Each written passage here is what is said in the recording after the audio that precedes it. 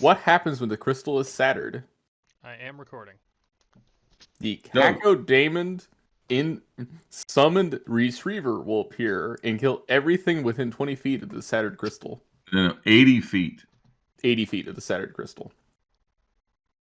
He sounds like a nice guy. So, Enjoy. you know, nothing like fighting an 18 hit die monster that attacks for 3d6, 3d6, 3d6 every round.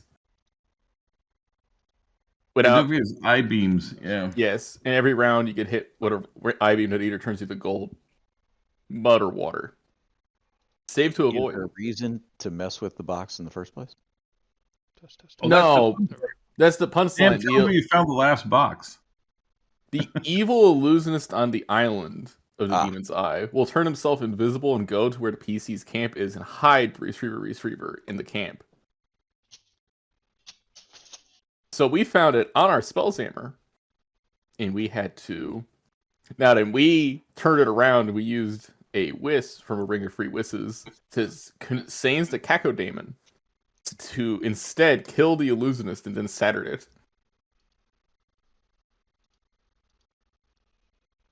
Yes, the Retriever or Satan's Car Bomb is something I thought up when I was 16, 17 years old, yes.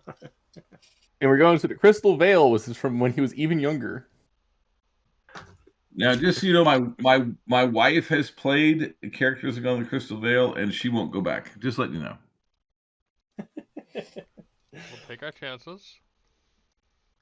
She was low level in we that. outnumber you. She was low level. Mm-hmm. It actually helps. They were oddly high level. We're all like around 5th to 6th. I think I'm 4/4. Yeah. No, that's effectively 6th level. Yeah. Merrin's or Mully is 5th level as well. So. Mm-hmm. Yeah, 5/5. And then Cosman's 5. Third, 20. And I'm a 6th level fighter with good hit point rolls. So Marl is 5. All right. Gamble. So you guys are up in the 4 counties at Gladdenstone. If you're heading that way, and now the roads are still pretty good this time of year. Hey Rick, I would point out we do have Which some is good. we need some determinations on whether or not we made any hires. At least James and I do. mm-hmm. Sure. What do you need help with? The henchman hire offers because they offered up the man-at-arms scoundrel and the fighter illusionist. Hold on a second. Here we go. I got it here. The scoundrel asks for a 5 gold piece bonus. If he gets that, all of them say yes. You want just a 5 gold piece bonus?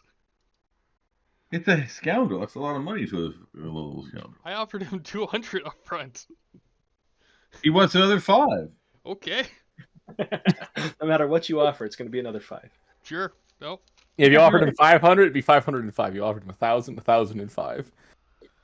He needs to know if you're a boss who's willing to compromise on such things. All right. Well, he's paid for it, so hopefully he doesn't die. Hey, listen, I'm going to say a little secret. Whenever I get a new job, and there's like, make me an offer, I always ask, well, how much is the signing? Always. Real life. Now, 9 times out of 10, they say, we don't do that. But I've actually had twice, they're like, oh, okay. And then once I got $3,000, I was at 5, just because I asked. So, Can't hurt. The worst they can say is, no, we don't do a signing bonus. So... All right. He will get the name at some point. Got his illusionist fighter and gnome summoner. All right. Yeah, I just want to take a summoner fighter is first, very and interesting. I can resist.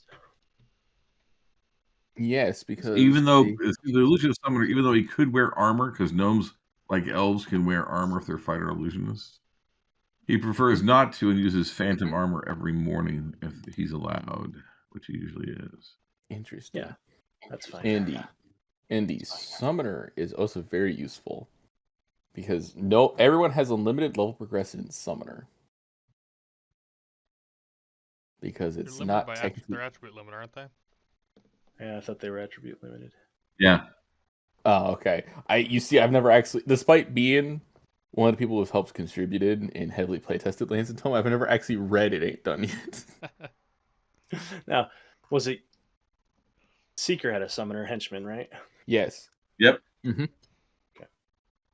All right. And Secret Summoner Henchman has saved the bacon many times. Yep, and also, he's technically the third highest level summoner on the continent now.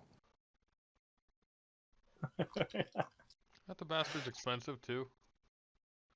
Yeah, they're expensive as heck. They have normal upkeep despite being an NPC class.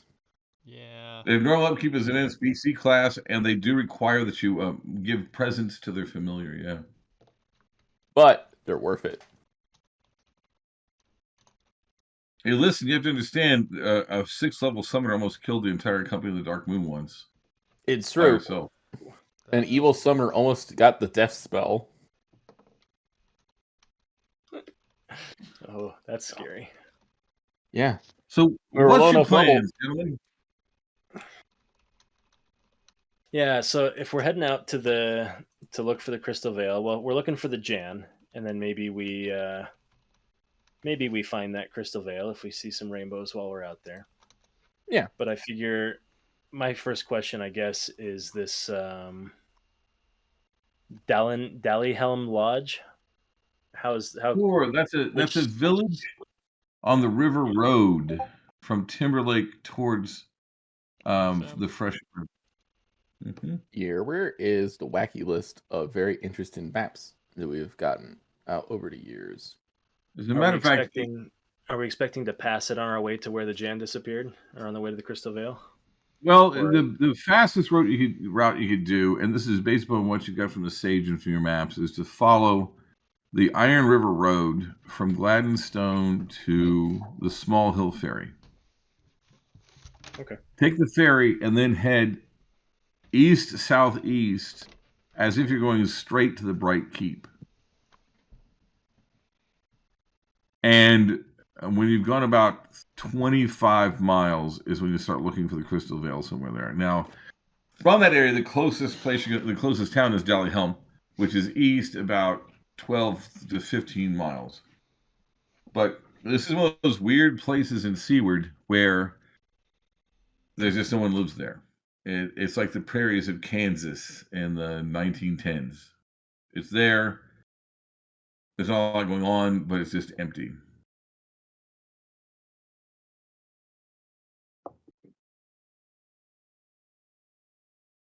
More common than you think. Yeah. An interesting fact I've mentioned in my blog posts, when you go back to like 1250 in Europe, what is now Berlin, no one had ever lived there. Ever. Even as far as we can tell in Neolithic times. It was just this incredibly dense forest that people would occasionally move through. But there's a month of travel on foot where between, as far as we can tell, the beginning of time and about the 1610s, no one lived there. And there's a surprising amount of the planet that Seaward's on that's like that still.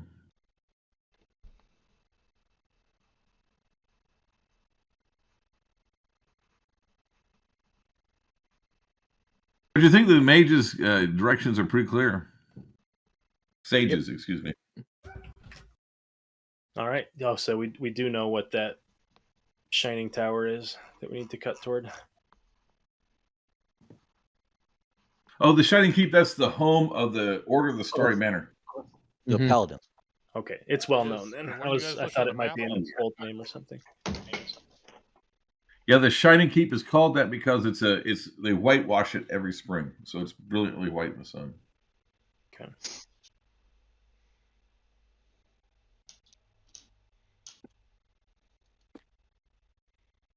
So you guys heading out?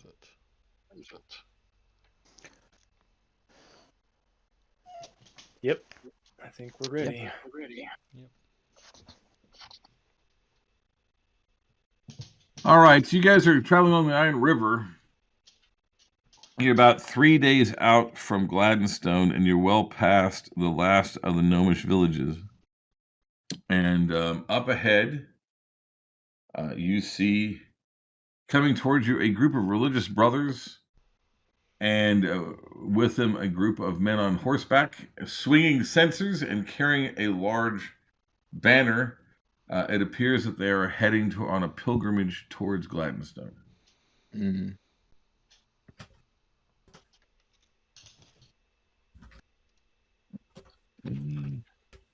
The weather gets a little oddly cold. By the way, they are literally just pilgrims. They're just going to say hi, how are you, and move on. The weather gets a little colder, and you're now in the strange sort of mess up hinterlands between Riverhearth and Gladdenstone, which used to be incredibly dangerous because this is where the orcs would slip through to raid, but these days it's very quiet comparatively. Too quiet. And I'm checking my dates. This does make sense. Yes. You're the night before you make it to the westernmost halfling village of Weston, you actually see in the sky brilliant lights moving very quickly. They're above the fairy lights, but below the moons. You can tell that. And they seem to actually, one of them seems to be on fire. It looks like it's trailing smoke and flickering like it's on fire, and then it goes behind clouds and you lose it. Interesting. In what direction? Up. Towards the north. They were moving from the direction of the equator towards the North Pole. Okay. So you make it to Small Hill very handily. The ferry is only a copper piece per person and a silver piece per animal or cart. I think we've taken that ferry before. Yep. You have. You have. What was the rate on that again? Let's close my windows. What's that? Copper piece per person, silver piece per animal and cart. Yep. Now the ferry is very busy. There's actually 4 ferries, carts that move back and forth. They're using ropes to go back and forth, and they actually use oxen and sort of like wheels to move them quickly so they can carry a large amount at once. And as you're going back and forth, you see that there's just a few winter caravans coming through with just a handful of carts. They say the roads to the south are free, and they pass on word that there's tales that there has been warfare in the south in the Briars.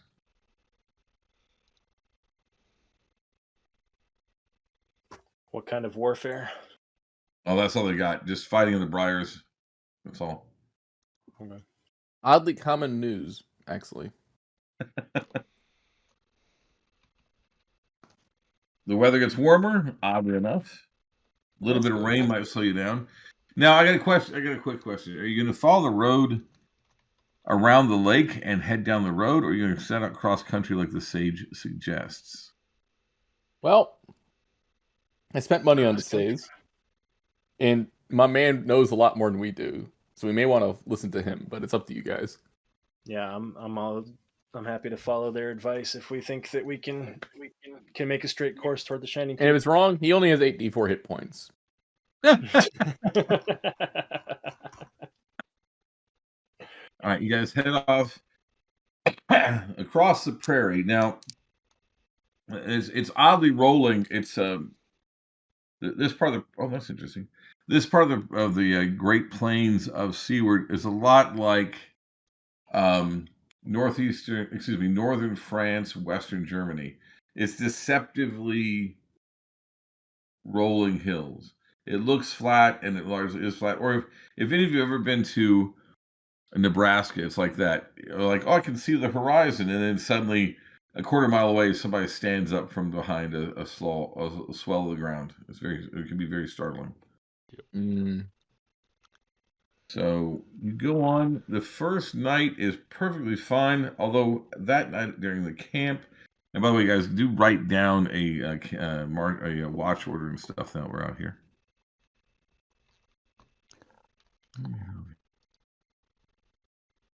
Oh, my system has it locked up. We've got. I think we've got enough to pair up. We can above pair ground. up the people who have only surprised at a 1. So Big Tom on first wasp, my Ranger on second wasp, and then Rogues, and then Merrin on third wasp means that every wasp can only be surprised on a 1. Mm-hmm. Okay. That is some smart stuff. And we pair them All up right. too with someone else as well. They can Yeah, I'll take first scream. wasp. They can scream if someone gets pasted. Yep. I've got a bunch of night vision folks that we can put on those watches too. Good. Yeah, Dismas is hard to surprise, so Yep. We have a lot of That's we true. have a lot of low surprise or surprise modifiers. You get- Where does Big Tom's surprise modifier come from? Who's he? He is a soldier, and when they guard camps, they're only Oh, okay. surprised on a Okay. 1. oh wow. That makes sense. It's one of their superpowers, yes. Okay, so They yeah, your tend to soldier, you said he's on second watch or third? first. Okay. Whoever's on second watch says that they saw something very odd. It didn't seem threatening, but odd. They saw a man wearing all white with a long white beard and what looked like white eyebrows, both all fluttering behind him, standing on a little white cloud about 3 feet across, moving rapidly through the air towards Timberlake, about a double bow shot in the sky. Some of us have seen him before. Toward Timberlake from the Briars and Skull Mountain, or from what direction? About Yep. Yeah, I remember early on we had an encounter like that down by the the Briars. next day, about noon, Where did he come from? You cut out. he came from the south and east. Interesting. That could be Skull Mountain, right? Oh, Yeah, no, that's southeast of here.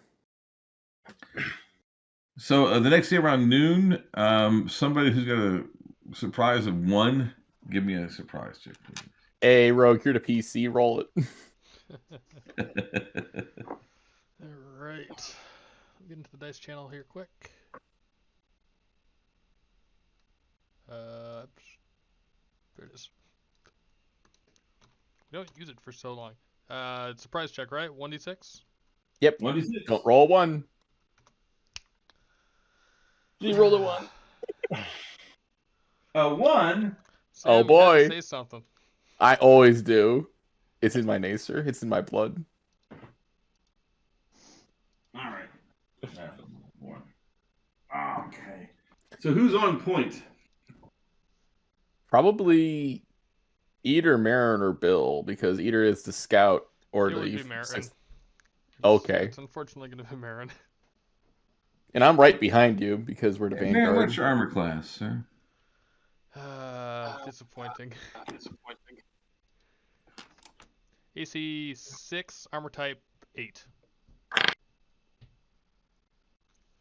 Well, you're kind of lucky.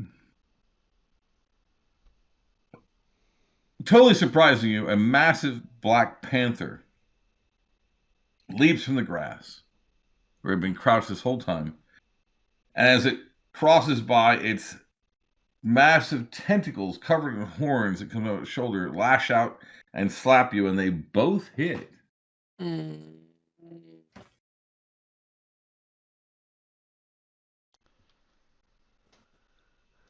So you take a total of 12 points of damage as it lands in the grass, snarling and ready to pounce upon you. Oh. Initiative.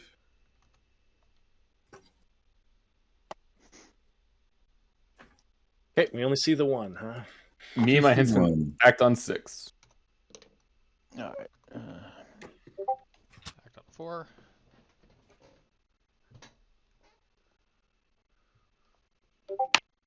Hey. Cosman, as is his wont, We'll attack it. he'll level his lance and charge. And Merrin gets the worst. How Say again? uncharacteristic. Soren and Roderick will join him in the charge if we're mounted. Okay. Rick, was Merrin unhorsed by the attack? I assume everyone with a horse is on horseback, yes. No, was Merrin unhorsed by it? Was he knocked off the horse? Oh, gosh, no, I would have told you. Okay.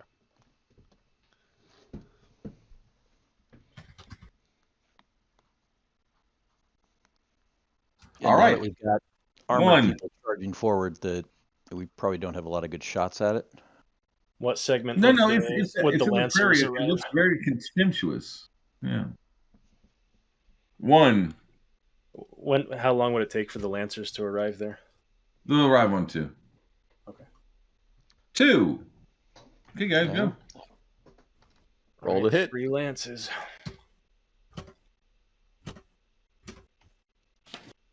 Oh, I only have 2 Lances. You have 1.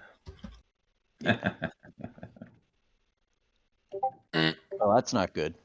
Oh, A 6 and okay, a 2, a 6, and a 7. yep. And they do get +4 to hit because they're Sarzen. Merrin's not gonna have a good time. And the 6, that's coming from a level 4 nobleman. What's your total on that level 4 nobleman? He rolled a 6, and then he's got just the +1. It looks like, so 7. No, Nope. they don't get a +4 from Oh. a Sarzen. So Plus 4 11. from charging Oh, yeah. still so isn't enough. 11. An 11. One of the things that really messes you up is you come in, the image of this beast seems to flicker around and around. Mm. 2. Oh, the other Lancer. Oh wait, no, everyone missed. Okay. Yeah, all 3 Lancers It came was, through. I think it was Merrin that he hit last time.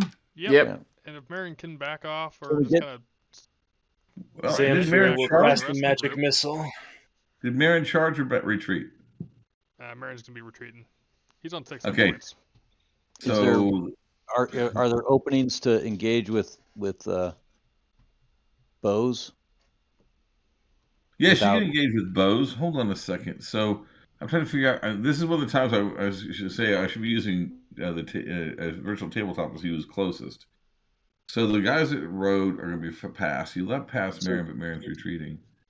Soren Probably and who do you Bill think would be- tend to ride What's near that? the front with Cosmin, and is usually up by Dismas, and then Marl and Gan and our new dwarf would be kind of Okay, trailing so- behind. All right, so he's going to leap at Gan. What's Gan's AC? Gan's back with Gan didn't charge. Gan didn't charge. So who did Yeah, charge? the The only three people- people I've got charge? Cosmin up there, and we've got like Soren it and depends how Roderick far away charged. it is. 'Cause we've got like 2 guys. Yeah, who- the men at arms and the 2 noblemen. Okay, I rolled randomly. The men at arms are going to be attacked then. Armor Okay, that's class? Cosmin. Okay, good. What's his armor class, please? Well, he usually rides the light warhorse with the lighter armor rather than the field plate. So I have to be honest and say 6. Yes, it is. All right.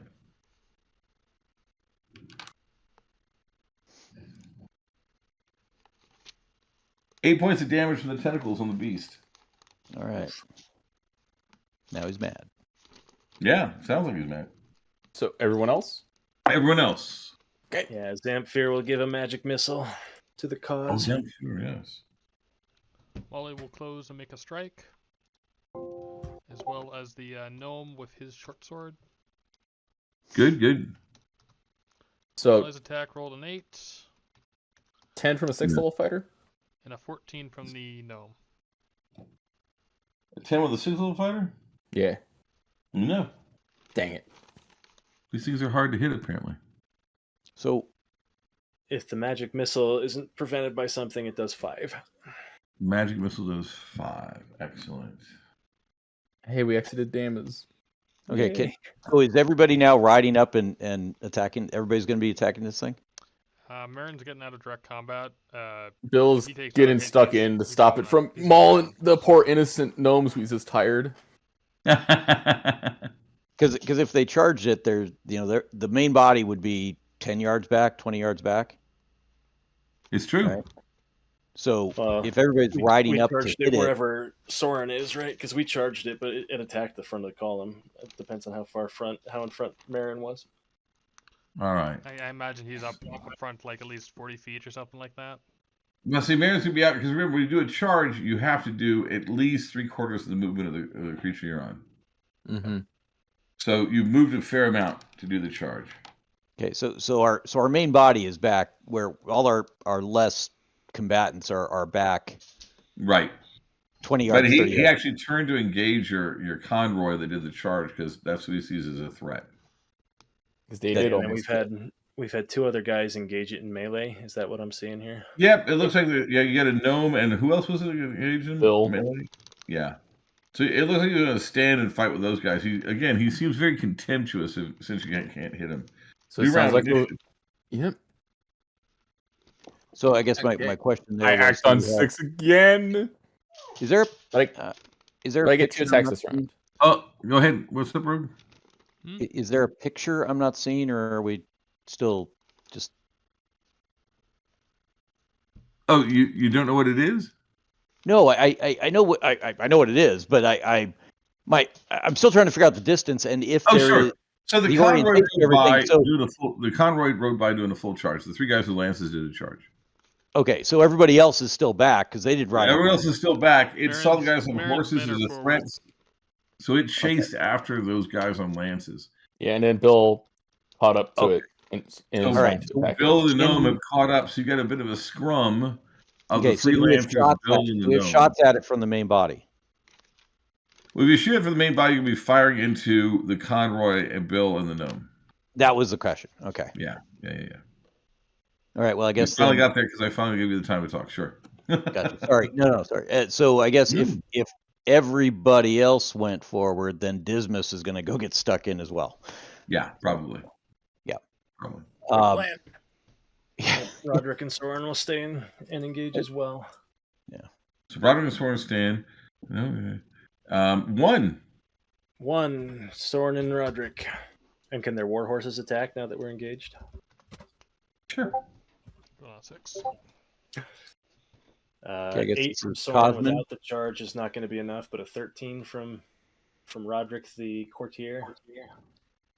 And from Roderick, not quite enough. No. All right. So, okay, that one's Cosmin. The Cosmin 18. got an 18. So is 18 for Cosmin. What level are you, Cosmin? Cosmin is a 5th level man at arms. Filling in arms. 18. Oh, you hit. Okay, and so he's still on horse. He can still use the light lance, right? Yes, that's perfectly permissible. Is No, this no a stars. big panther? It's a displacer beast. Well, yeah, but is it size large? It's size medium. It's just barely size medium. All right. D6 plus 1 since you're not Sarzen. You know what? Make it size large. It's a bull. Sure. Oh no. Make it size large. I'm looking at the hit points. It's big. Oh goodness. And let's see. And that would also get the +1 to damage for Yeah. strength. Okay. Well, don't forget, by the way, you're mounted striking a creature on the ground. You get a +1 to hit from that too. Don't forget. Okay. Well, that would be nice. That would give him a hit of 20 total with his strength bonus to hit. So that hit. Damage. So then it's 1d8 +1 for strength, Correct. Yep. and of course 2. Yes. So 4 points of damage.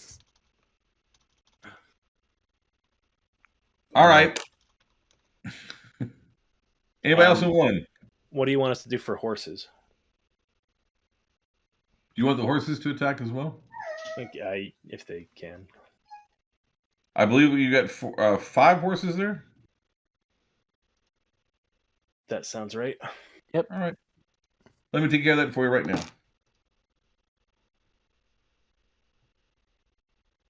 Let's see. I suppose I should. Yeah.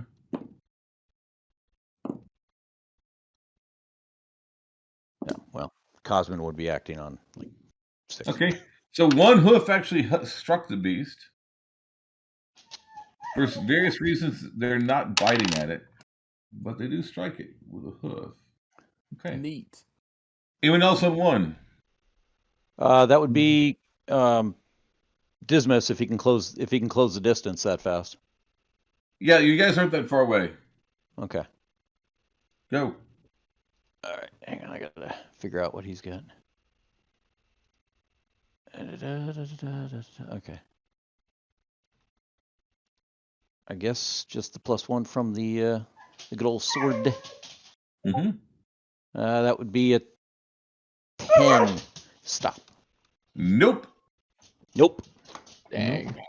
Okay. So And 2. Cosmin's horse would bite or kick or something. He's on a light at this point.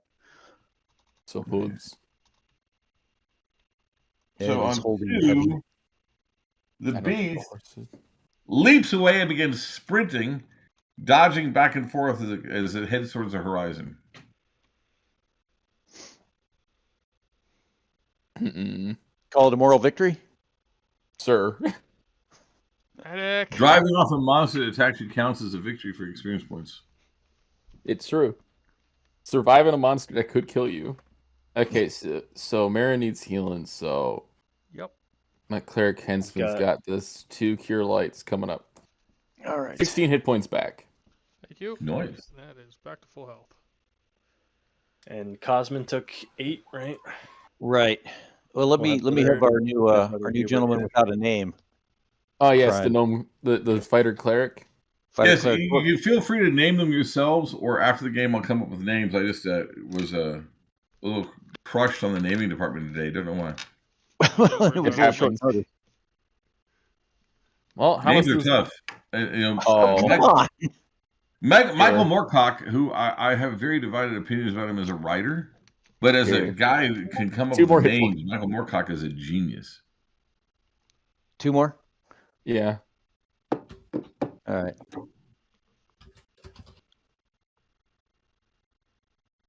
He's doing We okay. can cure the rest when we are camping. Yeah, Good it's about idea. noon, I think we're right? good to continue.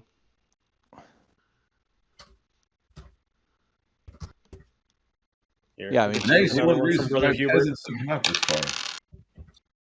far. That's another 3 for Cosmin. Oh, all right. Wow.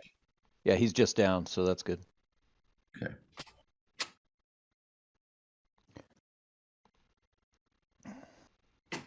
You might want to change into his heavy armor. One thing that I love about Cosmin is how he wears light armor when traveling because it's easier on his horse. Well, he has a lighter horse for that. Yeah, He's got 2 exactly horses. right. That's how it actually happened in real life. In real life, one of the problems the Crusaders had in getting to the Holy Land is when they traveled on riding horses wearing just the padding for their armor. And when they got ambushed, they weren't in their armor and they weren't on the war horses. And that's what really whittled their numbers down until they realized they couldn't do that anymore. Yeah. Yeah, well, that's why he got Ed to guide his horse and Oh yeah. take care of the. That's really out. I mean, knights had their palfrey, and then there's Stryer.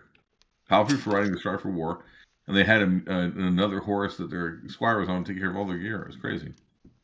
Yeah. All right, Well, so that's what makes sense that he hired Ed. exactly right. So you guys can make it to actually a decent place to camp tonight, but you got a good feeling that you're getting closer. Nice. So a decent place. It's still in the wilds, right? It's in the wilds, but you're down in a hollow. You can, if you dig a hole, you can have a fire down in there, and not have it be a beacon, and you actually pass a very quiet night. Yay. As a guy who has actually been a soldier and built a fire in the middle of Fort Bliss in Texas, it's shockingly easy to hide a fire even on the plains if you know what you're doing.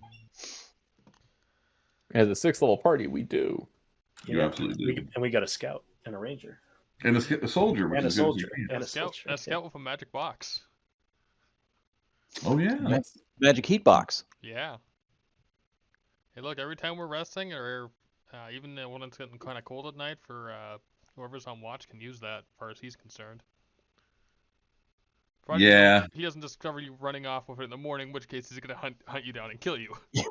Oh, Yeah, I'm about to say that's different, though. So, Yeah. let's see here. One more thing. Nothing in the sky that night. Why is Weather one of the actually henchmen's still actually same. evil to steal stuff? That'd be so funny. Are you rolling The every weather night for staying a aerial encounter of some sort? Or aerial event? I do have a table for aerial events. Sometimes it's because of something else, but I do check for that because there's a lot of activity in the sky over Seaward. Right. The fairy lights, for example, are something I don't tend to mention enough.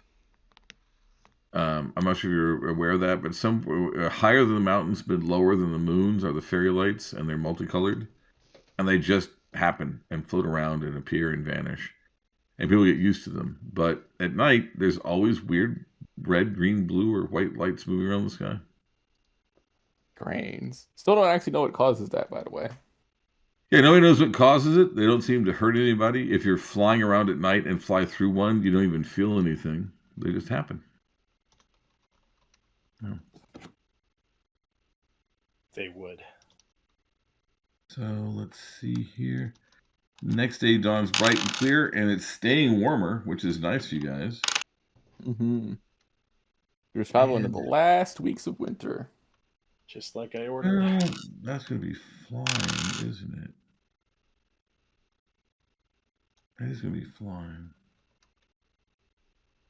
Okay, so you actually see a ship, sails and all, high up in the sky, flying west to east Do we as you're recognize having your the breakfast style? tea. As you're having your breakfast tea, yeah. All right. But that's all that entire day. And when sunset's coming, you actually think that you have to be alert for that rainbow. Nice. As we've been traveling, as Merrin would be just keeping an eye out for any trails, deer or otherwise. Well, there's animal trails around here. It's obvious that every now and then somebody has been going back and forth.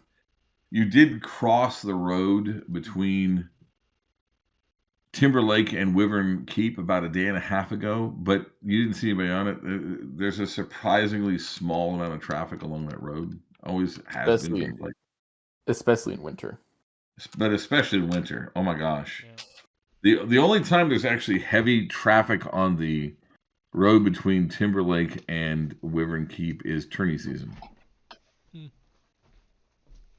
Because there's a tourney the tourney season, oddly enough, starts in Timberlake, then goes to Wyvern Keep, then a cult, and then follows the river road back and ends in Seaward. So in about 60 days, you're going to see 200-300 people at a time coming down that road from Timberlake towards Wyvern Keep. And there's going to be knights, and there's going to be ladies in palanquins, and there's going to be jugglers, and there's going to be con men. But right now, it's nothing. It's like how the boys, Sam will laugh about this. It's like driving to church at 7 in Atlanta.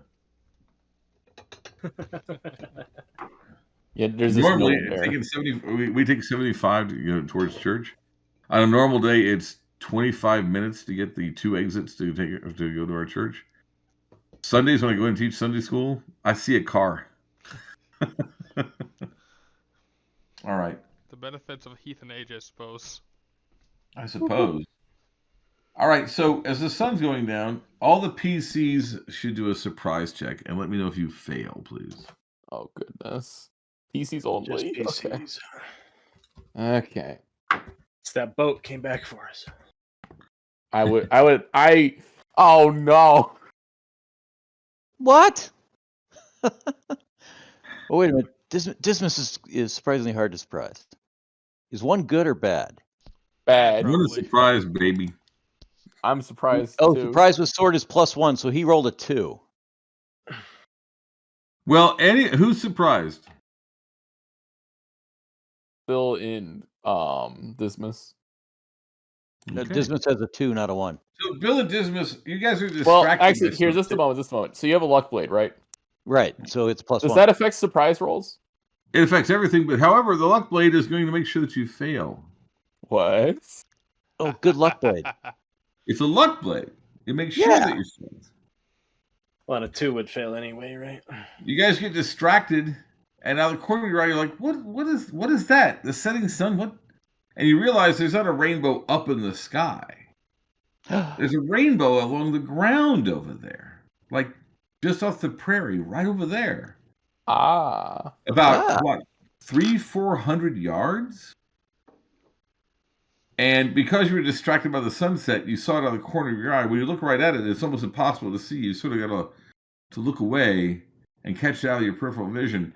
And you guys just barely can figure out where this thing must be coming from, and the sun goes over the horizon, and it's full twilight now, and you can't see and there's no more rainbow. Well, let's get going, boys. Sweet. As the sun's setting? Oh, yeah. Let's go. You want Let's to camp make for a the night mental instead? note. Let's camp tonight, see if we can see it in the morning.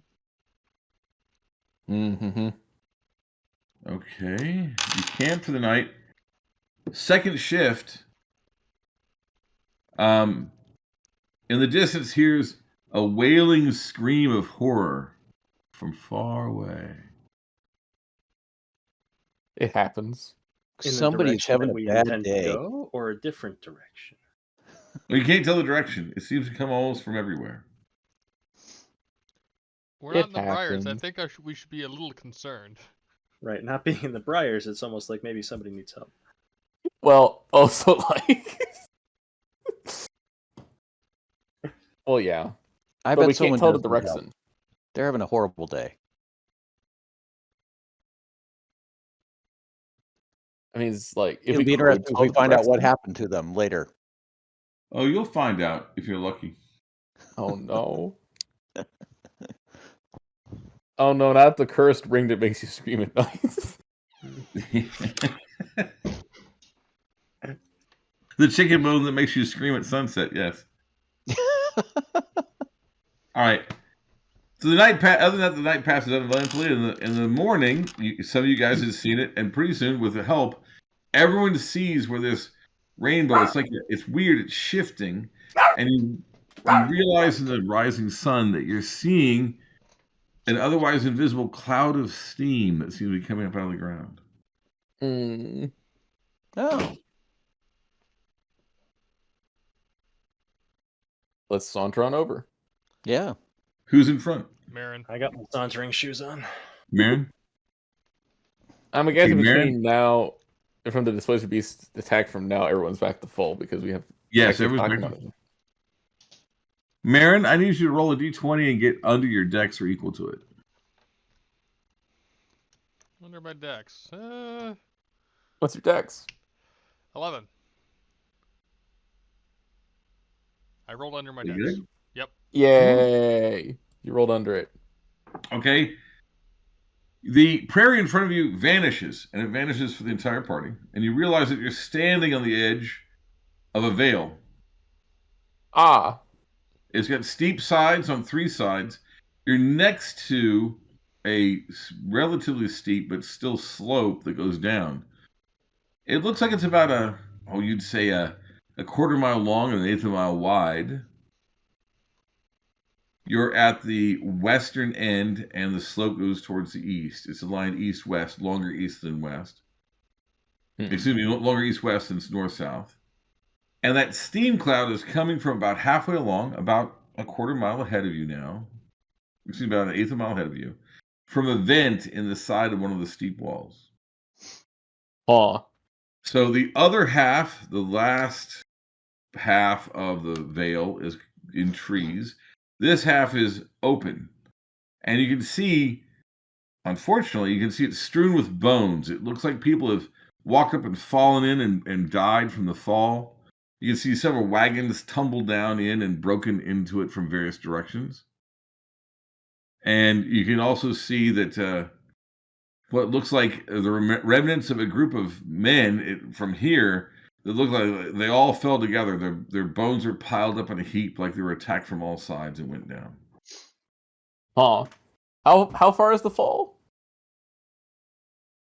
Well, if you're at the middle of it, the fall is 40 feet. Goodness. Where you guys are, all you would have done is stumbled and rolled down the slope a little bit, not actually taking any damage, but you prevented even that with your good roll. But if you fall in the middle, you take 7d6 of damage. So. So you're wandering across the plains and suddenly you just fall 40 feet. Yeah. Awesome. One of the things that you find interesting is several of the trees in that grove stick well up above the edge of the vale. They're 90, even 100 feet tall. So if you're in the vale, you can apparently climb them and look around, but be hidden by the hallucinatory terrain that has now been broken for you guys. Goodness gracious, how many bad things are in here? No way. This is definitely the home of the Cat Lord, and he'll treat us to the best of succulent meats. Including ours. That's fun, but fun fact: in Seaward there is no cat lord. Oh. Dang. Yeah. Instead, we're going to encounter the Displacer Beast Lord. He's going to have us for dinner. No, that's further west. Oh, okay. Yeah. Oh, no. He already challenged us in battle and found us Not wanting. worthy. He found us worthy, and so He found you very worthy. That was a max hit point displacer beast, and you guys did enough damage. He fled for his life. Yeah. Merrin got to live another day. He figured these guys can't be missing on purpose. These guys have to be missing on purpose because no one could miss that often, unless they wanted to. Yeah, we let him off easy.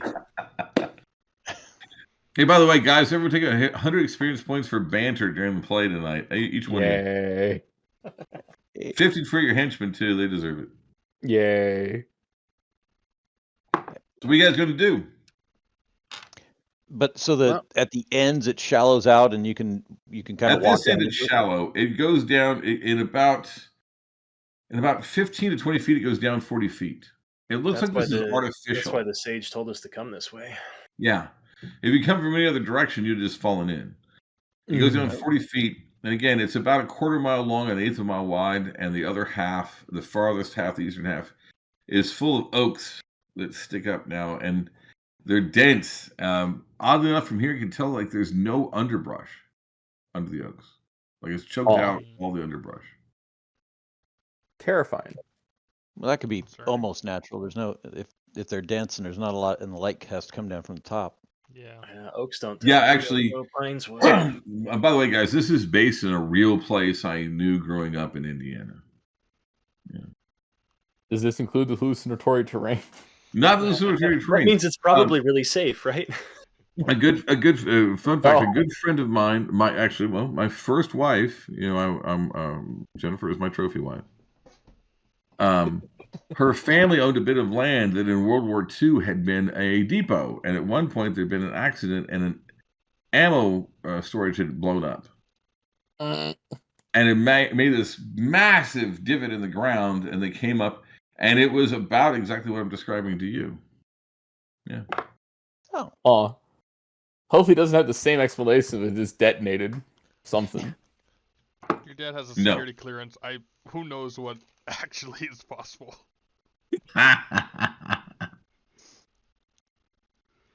All right. So what are you guys going to do?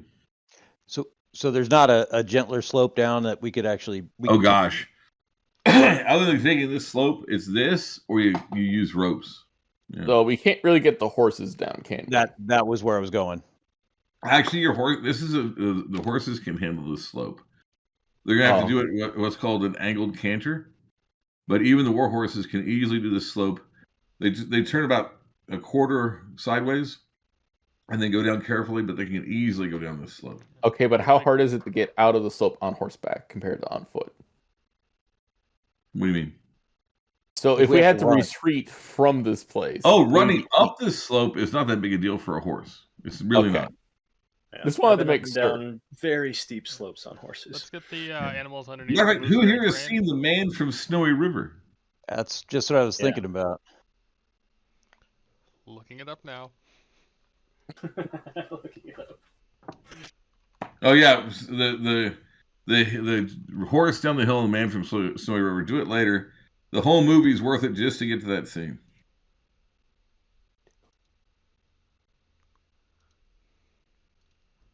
All right. So I assume you're going with your horses? Yeah.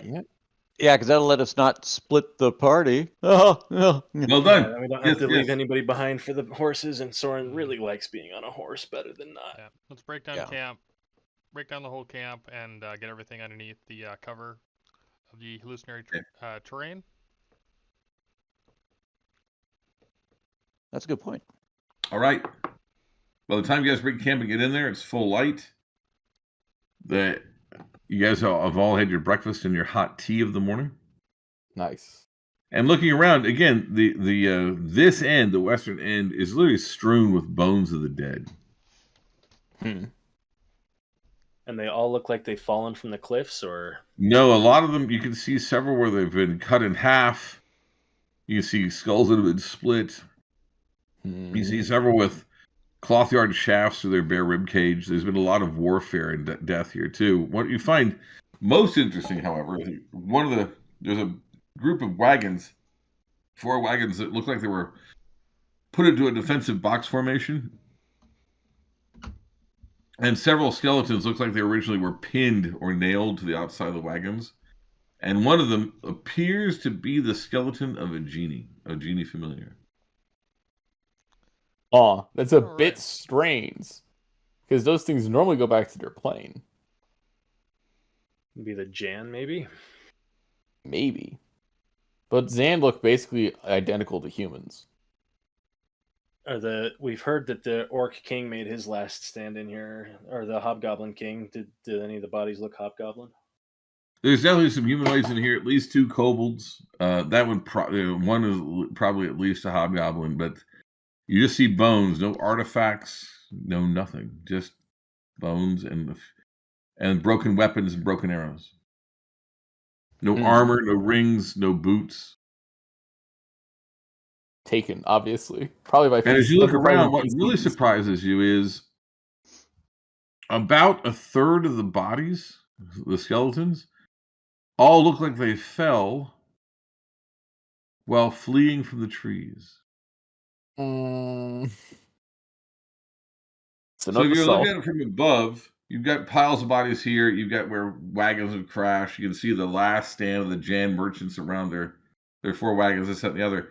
But you get close to the trees, there's just a sort of jagged line of skeletons, all with their skulls facing away from the trees that have fallen, and none of them have any marks of any weapon. How much military oil do we have on our persons? Well, how is what? Military oil. There's lantern oil. Not enough. So how about we go to that caravan place, that box formation, and see if we can find anything there. Sure. Yeah, that That sounds good. it may not have worked as defensive completely, but it's better than horses out in the open. Also, if we can go inside, put them inside there. Now, these are large gypsy-style wagons, not your normal open wagons like you see from Wild West. And you can see that they were actually set up. They've got slits for firing bows or crossbows through. Very, very tough. Thick oak. And as you get in there, you can actually see a place where you can move a wagon tongue and get your horses in. Inside are the skeletons of several horses. It looks like the horses died here too. No. But it would be easy to kick them out of the way and get your horses and men inside. And you can see that there was pitched fighting on the inside and even in some of the wagons at some point.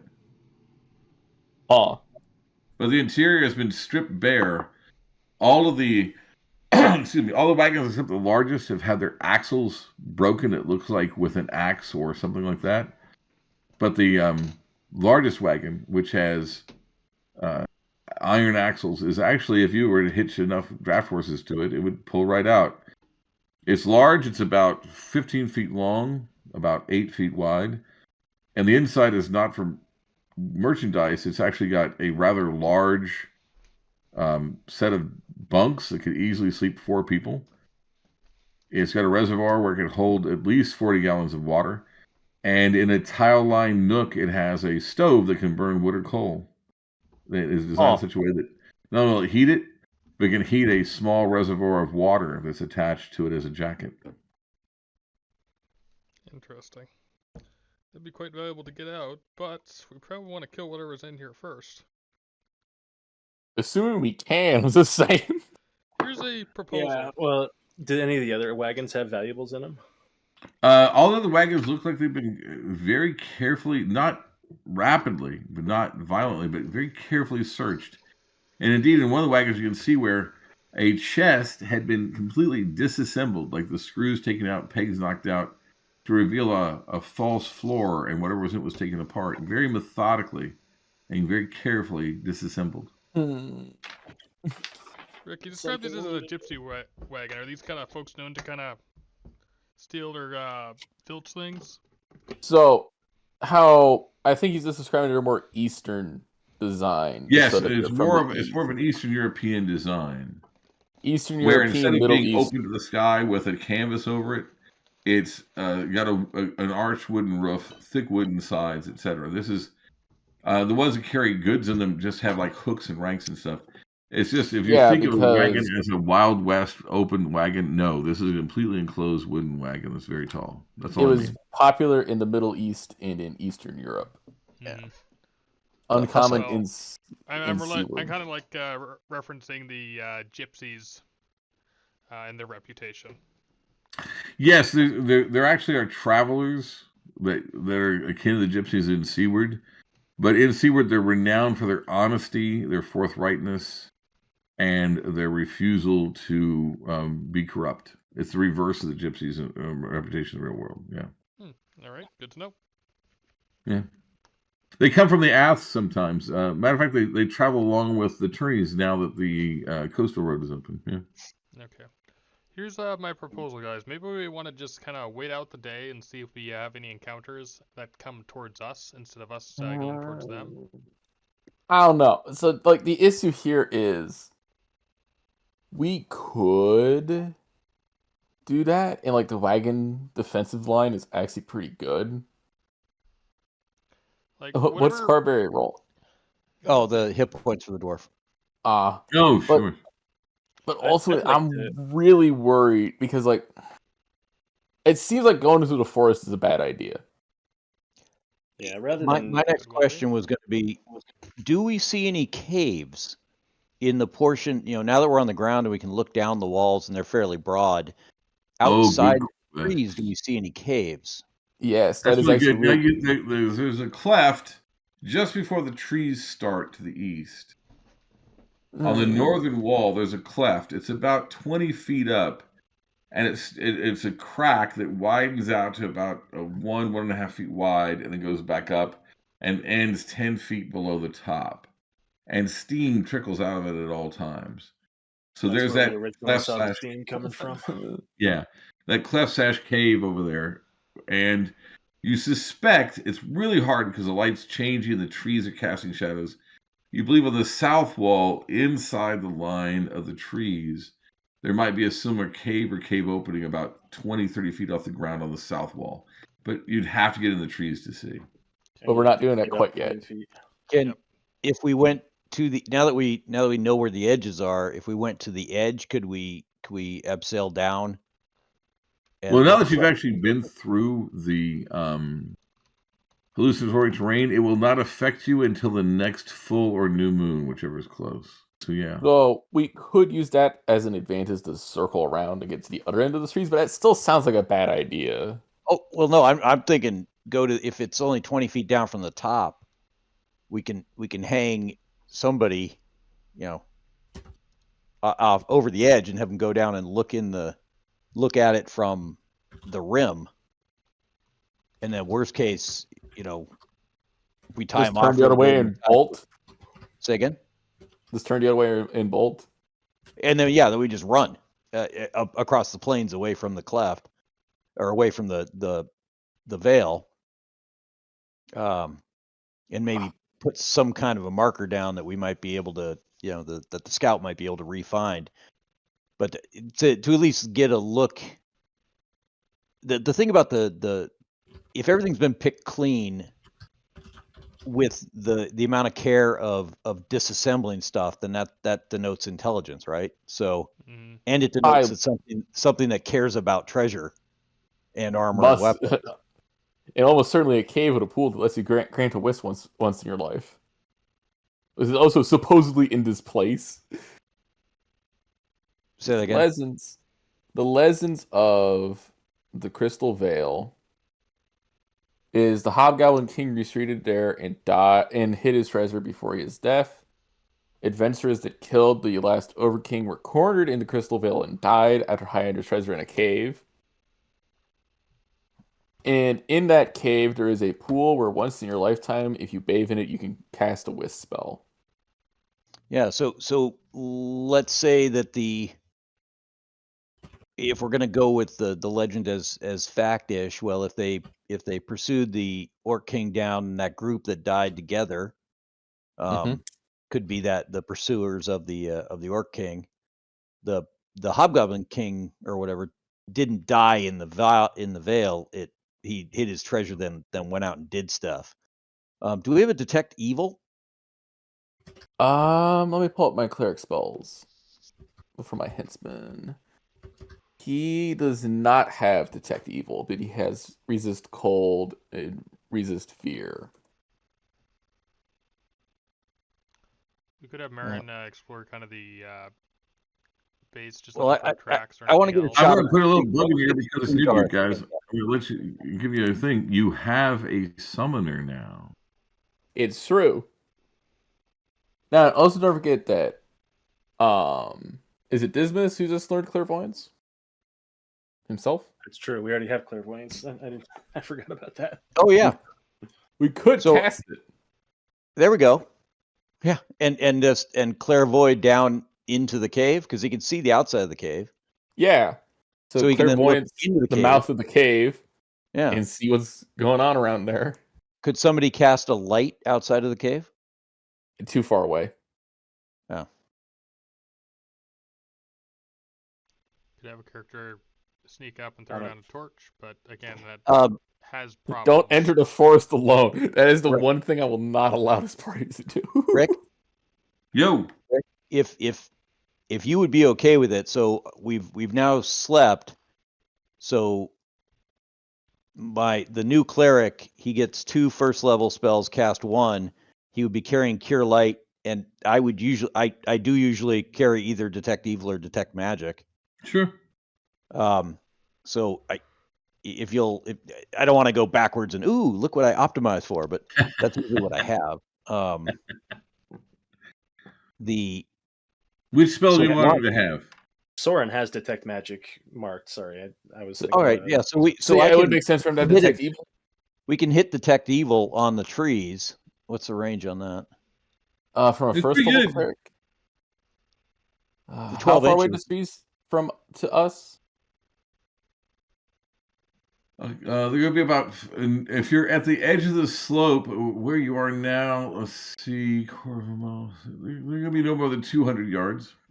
Okay, so we could punch up into range. We could punch up 100 yards Mm-hmm. and hit the trees with the Detect Evil, and to give us 20 yards into the trees, and also aim it up the. True, detect evil has 120 yards of range. Yeah. Yeah.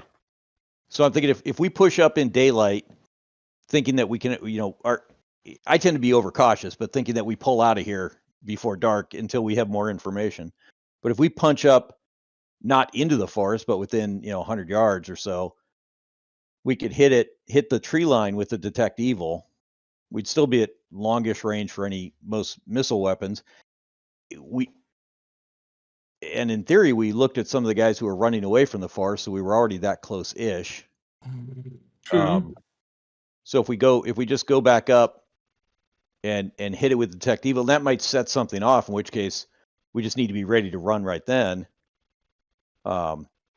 Me and my Merrin would like to henchman, set up for an ambush. Just I would, setting out, and Bill and his crew will in be case- covering the rear for this. Well, I'm throwing it out as an option, but the other thing to do would then be, or we could just go with clairvoyance and see what we can see inside the caves. Yeah, I think clairvoyance around the mouth of the cave, since you get free 60, you can rotate your vision, so we can even see into the tree line. Okay. Can it move along too after you cast It can't move, but it's basically like a security camera where you can rotate it. It's true. And The example is if you put it on the roof on the top of a 30 by 30 room, you can see the whole thing if you look around. Basically, you just teleport your head and you can look around from there.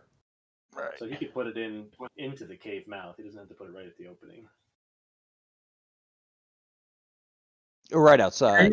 Think of it this way, and Sam's actually nailed it. A clairvoyant spell is really, you're putting a 360 security camera out there. You can look around in every direction, just as if you were playing a video game where you're in clip mode.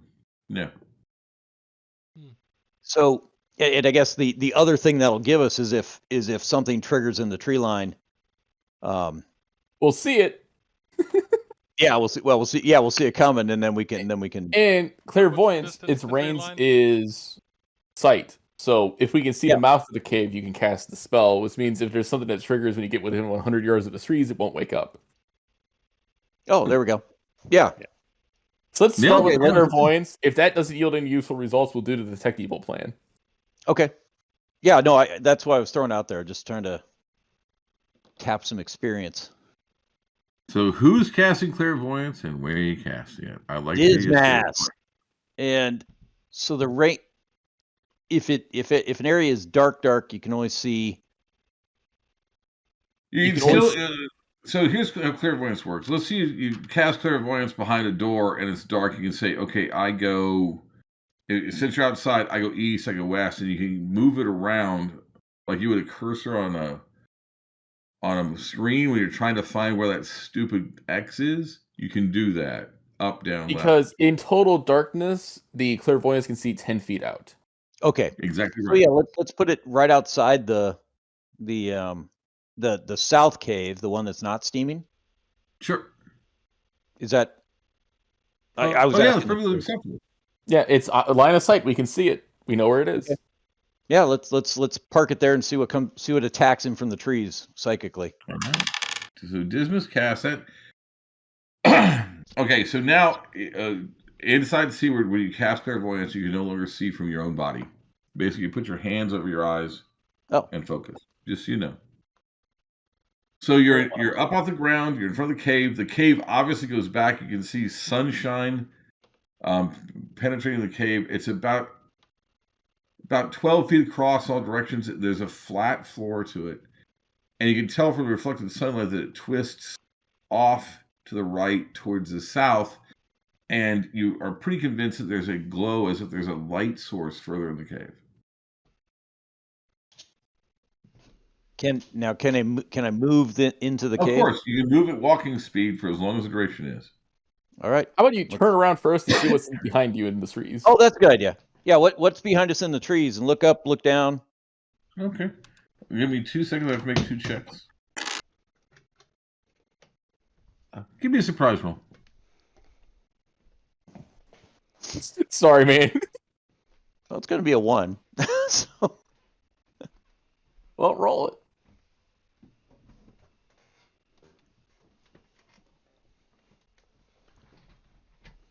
for sure. The luck blade helps. All right.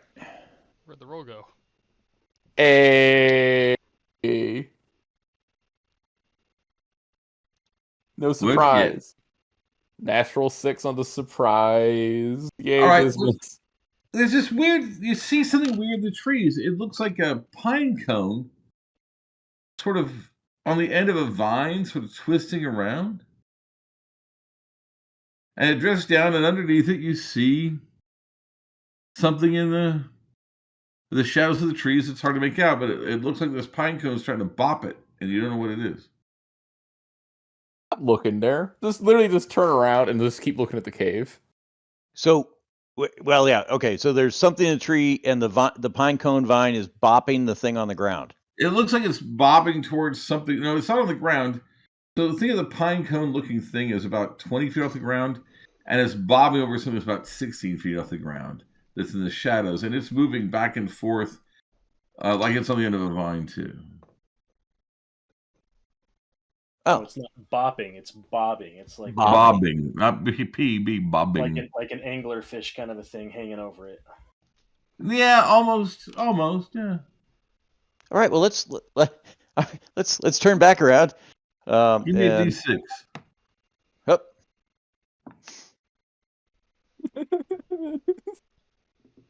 The dangers of scrying.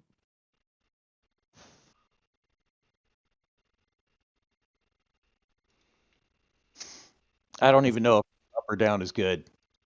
Nobody knows. Well, yeah, the luck blade will help you either way. You got the middle. Yeah.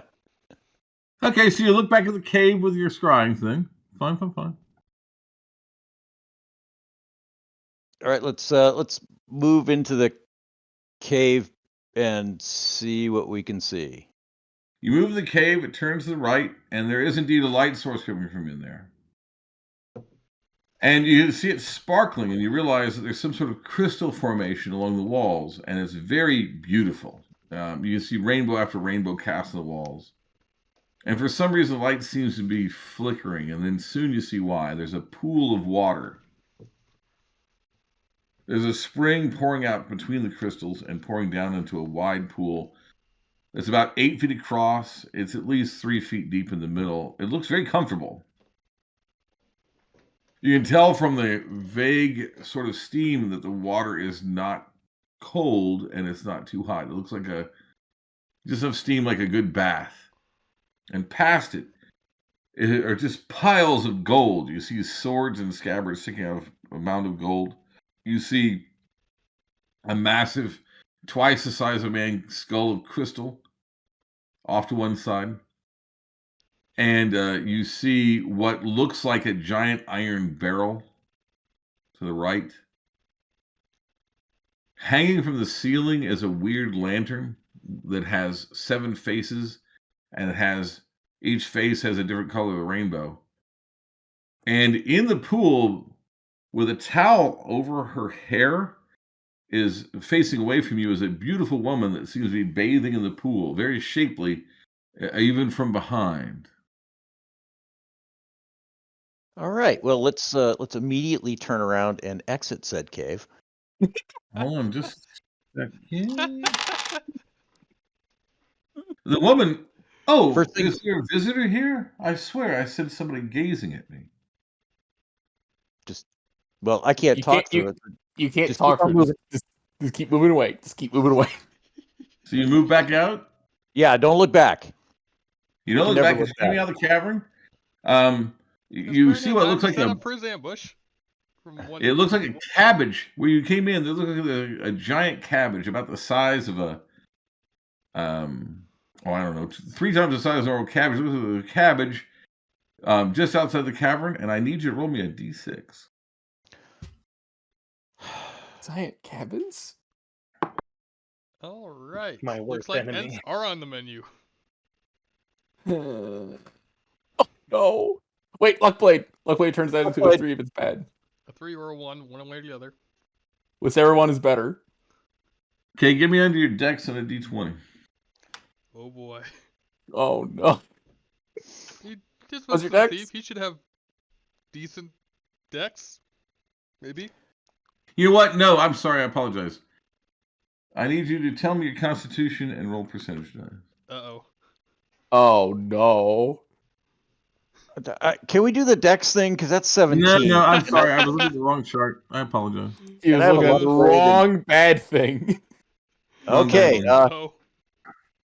What's your con? My Is it beholder con the is size of 3 cabbages? By the way, I assume that you've been narrating everything you see to the rest of the party. Just so you know. yes. So now I'm going. I see a cabbage thing. I think I'm going to die. So it's a 10 plus 1 for the luck blade, so 11.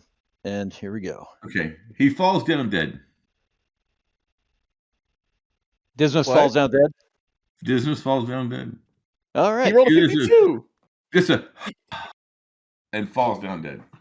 That's terrifying because that beats normal system stock and resurrection for his con. Oh yeah, he does. Yeah, it does. 52? Yeah. And he's dead. System shock 80. He's I dead. don't know how that works. I didn't say Yeah, assess the system shock. It's true.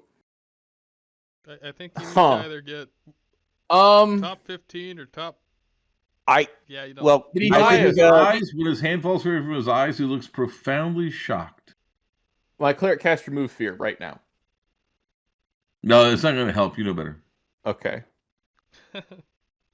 I assume Cosman's going to grab him and throw him on the horse, and maybe you should boogie out of there.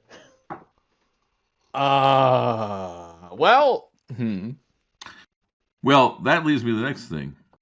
Thank you so much. oh no. You hear Managed to the prepare sound first of a ambush? beautiful. Hold on. Matter of fact, let me pull that up. I gotta get this. I should have had this ready. I apologize.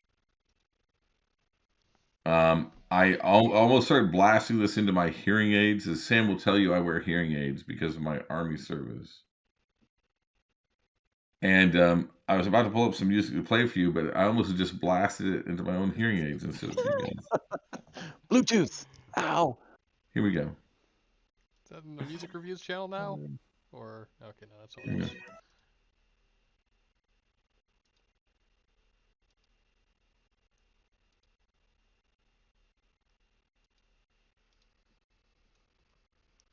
I heard it for a second. Oh goodness. Is that right of the Valkyries? So you hear that beautiful sound of two women singing together, dulcet tones, and from the crevice, you explode forth. You see 6 steam mephits come flying out, looking for trouble. Goodness. From the North Crevice? Well, I don't see anything. From the north crevice, correct. Wait, yeah, Dismas is dead. Okay. I'm gonna say Dismas doesn't see anything except the great beyond. I do think Cosman's job is taking care of Dismas. He would throw him on a horse and grab Dismas's guys and go. I will Up explain to slope. them. Here, I'll explain to them that if they leave with us, I'll help cover the cost of the raised dead. Okay. Half the cost, I'll cover it up front of the raised dead if they stick around. Oh, the henchmen? Oh yeah. Yeah. Hold on. How many new henchmen do you have? Just one, just the dwarf cleric. Well, Gan. goodness. Gan is Oh on- man, you rolled a 6 on the loyalty check. They figured that you guys are going to take good care of them all. Good Okay. deal. I'll cover them. All right then. I'll- I guess Cosman will It- lash Dismas to. And I'll to explain to Dismas's them horse. that if I die, they are fully free to just bolt. Oh, by the way, the steam mephits are flying out and spreading out across the tree line and seem to be trying to warn you away from the trees, not chase you. They keep us away. Right. Is there? Okay. If they're not chasing, then we can withdraw, right? Now, we're in the wagon box at the moment. Correct. Do you want to stay in the wagon box and hold your ground, or do you want to flee? Well, how long are we staying? Because if we're staying a long time, then my summoner can try to get raised dead. Good point. 5% chance. Well, what? I'm dead. but why Raised would- Dead has a why 1 stay? week recovery time, so casting it Oh, here would be a bad idea. Summoners don't pay the recovery time problem. Even for the person who's been brought back. I'm disinclined to leave the wagon so long as those are out there right now. Unless Here's the way it somebody works for a forces- summoner. If they cast Raise Dead, they can't cast it again for a month. I thought that was in the rule. How long would it take to get from the wagon box up back on the flats out of the crevice 15, no more than 15 to 20 rounds. round? Okay. Rounds. Yeah, 15 to 20 minutes. Is there a reason to stay? Not really, Um, unless we're planning on taking that wagon with us. Yeah. I don't think we're getting that out of Let's here. Let's pull out. I mean, we've gathered intel from what you know. Yeah. There's a cabin that instantly kills you. Oh, Yeah. oh, hey, there's a beautiful woman, and I'm gonna look away. And, oh, hey, cabbage. Gunk. Guys, I see this weird big cabs. Yeah. So I mean, That was the crevice in the trees, not the crevice outside the trees. Correct. yeah, that was the yeah. I guess, and again, I'm dead, so I don't know if table talk is allowed, but I see no reason to stay. You've gathered valuable intelligence, which you can then take back and check with sages, do scholar stuff. Yeah, no, yeah. What does the giant cabins that kills you mean? Well, you need to get him alive before he can tell you whether. I said it looked like a cabbage in silhouette Yeah, against the sun. let's get half a day away from here, and then we can stop and Yeah. try and get him up. So let's try to You got a leave. first level summoner, you say? No, we're leaving first. So let's Leaving see. Yeah, we're leaving. But he can I send already it. rolled He can encounters. send it. You guys He can send can it get while we run. you but guys it's get gonna be 5 like hours night. away with no encounters. How far from the starry banner? Oh, Starry Banner is going to be only 4 days away, believe it or not. Let's What's the try closest and place? Get him alive first. The summoner's feeling cocky if you want to let him try it. sir. Try it. All right. So I did roll it. The summoner got a stunningly good roll. They pass out when they're done. But, by the way, drop your constitution 1 point for the raised dead. You wake up. Now, you have to recover for a week because you're a little sickly from dying. And your summoner can't cast any spells for 24 hours and no raise dead for another month. Hey, but we did it. But you did it. And more importantly, you not a now great remember cheat. that cabbage turned out to be the ugliest thing you've ever seen in your life. Some sort of like weird combination of a moose, a warthog, and a pickle with piercing eyes. Cthulhu. How many eyes? Just two. No, Yeah, it's Cthulhu. Cthulhu. Yeah, that sounds like a catobleepus. I have no idea what that is. So, okay. Here's the lessons of it in Seaward. Here's what a Cthulhu is. It is hideously ugly, and its eyes suit death rays. If you look at it when it suits its death rays, you instantly die, no save and throw. If you're not looking at it, you get a save and throw. Okay, so that's what happened to Carberry? Dismas, yeah. So what? There's a So Cthulhu. did I get the save because I was indirectly looking at it? Yeah, you weren't looking at it directly. Mm-hmm. Okay. And The con is now Dismas 9, has by the lost a way. point of con? What's that? Dismas lost a point of con? Yep. Yes, that loss of a point of con cannot affect your ability to qualify for existing classes or anything like that. All right. So say if you're a barbarian in Seaward, you need an 8, at least an 8 in every stat. Raised Dead would not drop you below 8. Okay. Well, if it drops you to 7, you're still a barbarian. Yeah. If it drops you to Yeah. 6, you're still a barbarian. Yeah. This is actually unlike how Azen works. If you turn, it's very old, and you only have like a 7 con as a fighter, it stays at 7 because that's the minimum you need for your class. And Azen cannot decrease. Yeah, your... because you're using magic bringing back from the dead. Yeah, this is magic. The summoner already paid for himself. Yes. Yeah. Oh, Give him a bonus. Yeah. Summer's Yeah, when he Dismas rolled will a 7 on his get a raised dead. Now it took him hours, but it worked. Yeah. Dismas So, will bonus him out. We'll get with Soren and ask Soren what would be appropriate because He'll actually tell you. This is exactly what he wants. He wants 5 gold pieces to buy an elaborate meal for his familiar. Easy. Soren, I'll Now take then. care of that. there is one weakness to Cthulhu. Their head is heavier than their neck can support. They can't raise their head every round. Yeah, that's why in the trees it was trying to get you to look down at its head because it couldn't figure out how to raise its head at the time.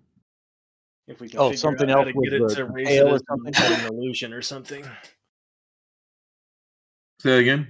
If we could get It was to the target tail an or illusion something on the that was first one. bobbing up and Hold down. on, Yeah, when its you guys have tail time. it has a massively long tail, over 60 feet long, with an iron club at the end that strikes so hard that it can knock out or it can stun or knock out a goblin or hill giant like a monk.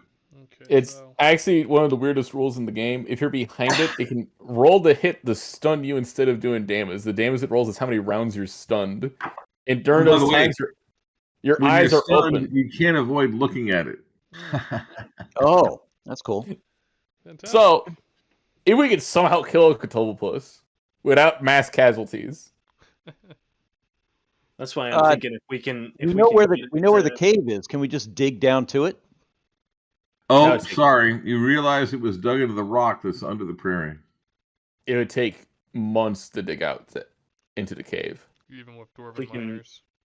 If we can use an illusion or something to get it to waste its shot, then that might be the way to do it. Oh, the thing is how often does it shoot death rays from its eyes? Every round, unless it can't lift its head. Yep. How do we keep it No safe limit. down? Well, there is ways to keep its head down. You could break its neck. I also remember this is actually one of those interesting uses of the push spell. Yes. If you use the push spell, you can keep its head down. Anything that adds weight to its head, because it needs to fully raise its head to suit its eye rays.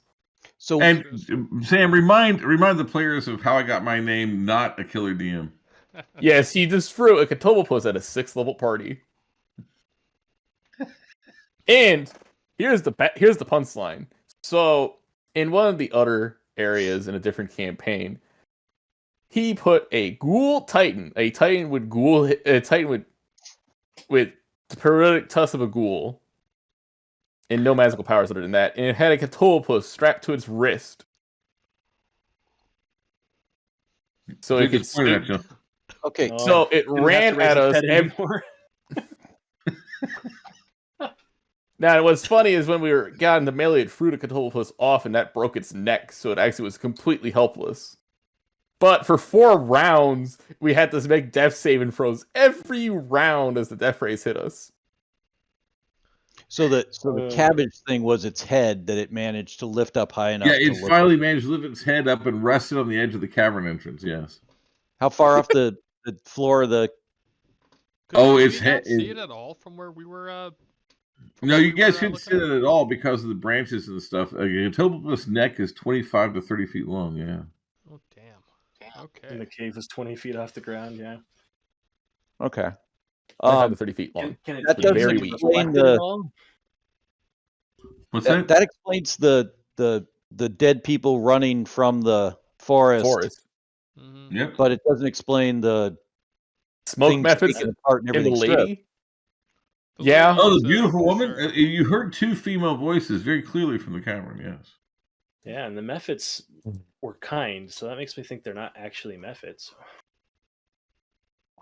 Or they're obeying orders. Probably It's obeying true. Orders. They're probably trying to spook us away to leave Dismas behind so they can take his stuff. Also, Give yourself So- 100 experience points, Bill. Hey. sorry. So the thing is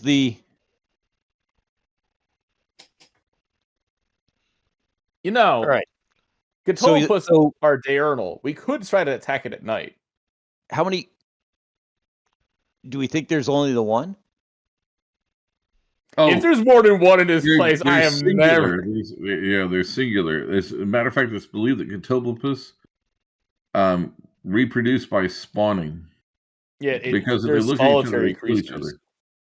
Because they just kill each other. Okay, so They're so immune to their so- own eye rays, but the eye rays of other Cthulhu kills them. So the thing is so we saw the signs of battle on the one body. So like the group who pursued the Orc King, they might have been they were all bottled up, and they took physical damage probably from the orcs, but then the orcs got killed maybe by the ladies and the cat. The wagons and the people in the wagons, they didn't show any signs of physical harm to the bones. Yeah, they The were wagons, well, the ones around them had been nailed to the Wagons. wagons. Some of them had been cut in half. Some had their skulls crushed. Yeah. So I guess so. Is our supposition then that the ladies are physically murdering people as well as using the If they're cat? living down there, yeah, probably. Okay. Like that. And either they told the steam methods to keep us out of the forest, which doesn't seem to make a great deal of sense, if they're hostile to people who are in the valley. Well, maybe they're hostile until they kill one person and they try to spook you away. Maybe they thought whoever we were in the valley, so or in the trees already. So they send the steam efforts to trap us in. True. Now, it's going to take at least a week before we go back there because Dismas needs to recover. I Right. think we So- march back towards the Knights of the Star Well, Banner. I think our we can do research on the cat, how to take it out. We have 2 scholars, so in theory we can do some good research. And then these ladies of the pool. So the other thing we're kind of assuming, or I'm kind of assuming, which I'm not sure, is if the pool is the pool, or is the pool a bait story to get people to go in, Yeah. so be that they can both. then be slain by the ladies. Oh, They're you're gonna- right. Almost. Oh, certainly wait a the pool minute! is fake. She had towel over her hair, but she looked very fair. Maybe some kind of a Medusa, or there's 2 Oh heads. no, one it could head- be a sea hag. one head facing one way, another facing another, or something, or one face and 2 faces on a thing. Maybe it could. Like I said, it could be a hag, green Yeah, hag. Medusa petrify you through. Yep. Okay, well, But you So didn't see any snakes for hair, so that's probably No. not it. But if we heard 2 voices they're singing. Well, there's a lot of But I- cave past that pool that you didn't see. Yeah. Yeah. So I guess maybe if we could do a little research and see if there's any legends of pool bathing, singing. I mean, naiads or something. Well, Nereids, but they only bathe in salt water. Or there's got to Besides, be. if you looked at a Nereid, even through clairvoyance, Yeah, you would have been instantly sarmed in place. you'd be your slave now. She was facing away though, right? Mm-hmm. That's not how it works. If Okay. you look at one. It's just looking upon. Okay. Just Yep. looking upon them with unclothed, and you're instantly charmed forever. If you're a guy. If you're a man. Which is why Jack always has female henchmen to save him. Not even kidding. Because we fought a Nerad once, and he hated it so much that he now hires exclusively female henchmen if he can help it. Let's kill the whole party. It's true. We didn't have any henchmen. There was only one member of the party who could actually fight back. So I think Merrin's suggestion of going to the Order of the Starry Banner to recuperate Dismas Has merit. has a great idea. Yeah. Sounds good. Yeah. Let's. Yeah. I think I was saying head that way because that's where there'd probably be a close raised dead. But yeah, Hold on a second. Scatter charge. At the very, And then at the very least, we need to get set out of the wilderness so you can actually rest up. 'Cause that's gonna be Yes. 4 days where you can't rest. Yes, Yeah. because we're traveling. That's because you're traveling. You guys are 2 days towards the Starry Banner, and ahead of you, you see a man on a horse, armored. Yeah. He has his lance in the lance cup with a pennon flying. And he sees you and stops, and you see the pennon is one that you've never seen before. It's a swallowtail pennon that shows a white horse and a white sword separately. Huh. His horse is white with black mane and tail. His armor looks like chrome, and as you get closer, you realize he's extremely tall. What's the orientation of that sword? The sword is point towards the lance, and the horse is also head towards the lance. As you get closer, you see that his shield is blue and spangled with stars, the Order of the Starry Banner. Oh, okay. I was really scared for a moment. No, but he is big. He's huge. He's at What does least, huge mean? he's at least 7 feet tall. And as you get closer, you see that the sword on his hip, the scabbard, the hilt is all snow white, just like his horse. Wait. We're high enough. Have we heard lessons of this guy? No, you haven't. Not you Oh guys. no. And he holds up his hand and, "Hail! What news of the road, travelers?" Ah, yes. Most terrible news. There is horrid monsters hidden in a illusionary valley. Horrid monsters, you say? Yes. Your companion seems injured. Yes, indeed. He was struck dead by the terror of gazing upon the eyes of a catopopus. I see he's gotten better. Yes. He We must he trots thank our towards you a little bit. kind- And you see him look at you. Look at Dismas, who died. Your eyes seem clouded. May I aid you? Of course, sir. Thank you. He doesn't lay on hands as a paladin. Hmm. And you still need the rest, but your constitution points back. Huh. Holy Go shit. forth to the Order of the Banner. They shall guide you there. I, myself, am only returning from them as I rested for a few days. Hmm. Thank you, kind sir. Oh, no need for my thanks. It is my duty to serve those in need and to aid the ill. Bill, Yes. your time comes. Hmm? And he spins his horse and rides. Concerning. And as he goes about 10 yards, he shimmers and vanishes, just like at the end of High Plains Drifter.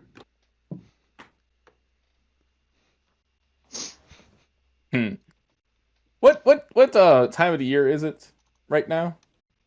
It's almost spring. Got it. Interesting. Obviously, what he means is your time is to go in alone and kill that cat thing.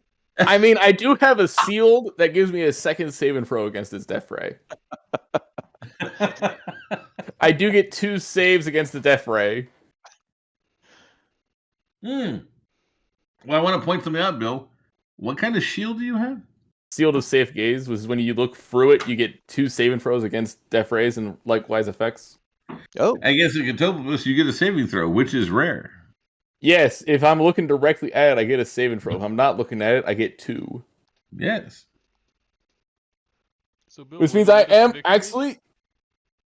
The best bet is to actually have me saunter on over, buffed by all of our spells to fight it. Hey, look, Well, if you if- set the if attention it on can be- you, I can kill it with arrows. True. I Would have So you guys I basically already plus the 2 Bright arrows. Keep.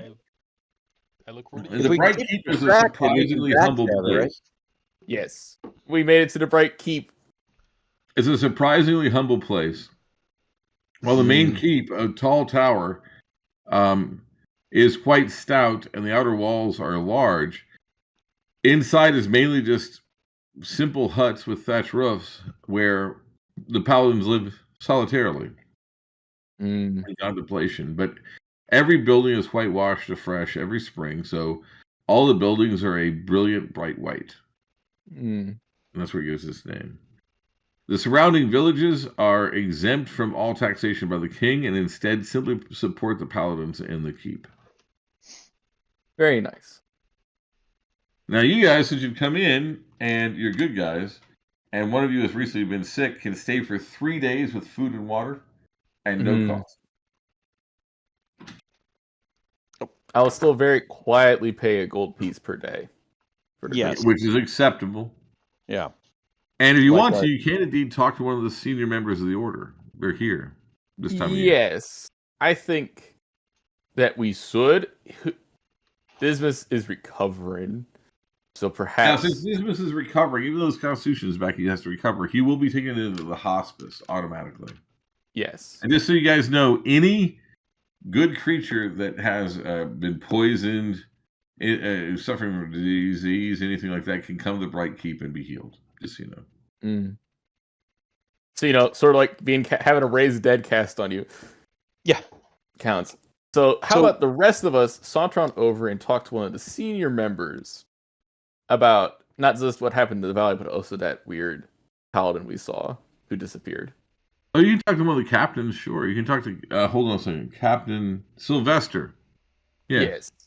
Because we are a 6th level party, we have news of evil in an area. And there's noblemen in the party, which helps.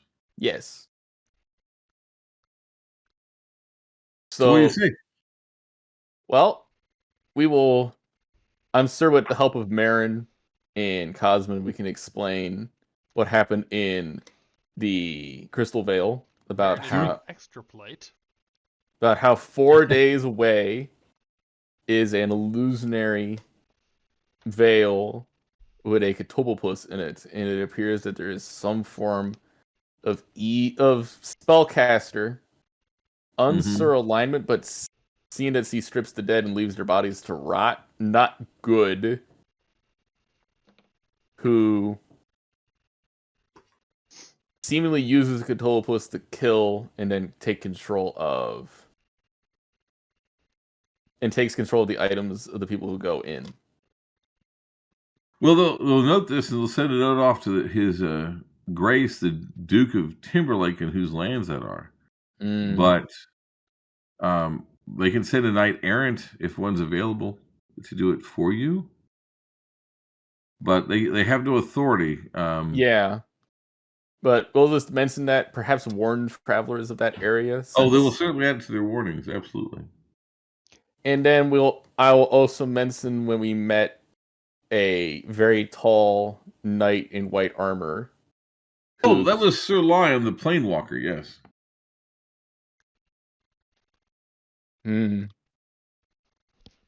He was one of the 2 founders of the order. He returns every fall.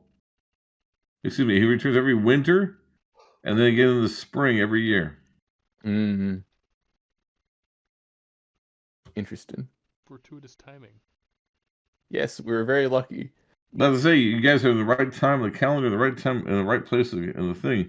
No, that's Sir Lion the Planewalker. He carries Whitestaff, the sword of the plains. A holy sword that allows you to travel the plains like a psionic plane shifter. For the strongest plane travel in the game. I'm just glad he did not take us to go on one of his wonderful adventures, which usually ends in him dueling a Cambion.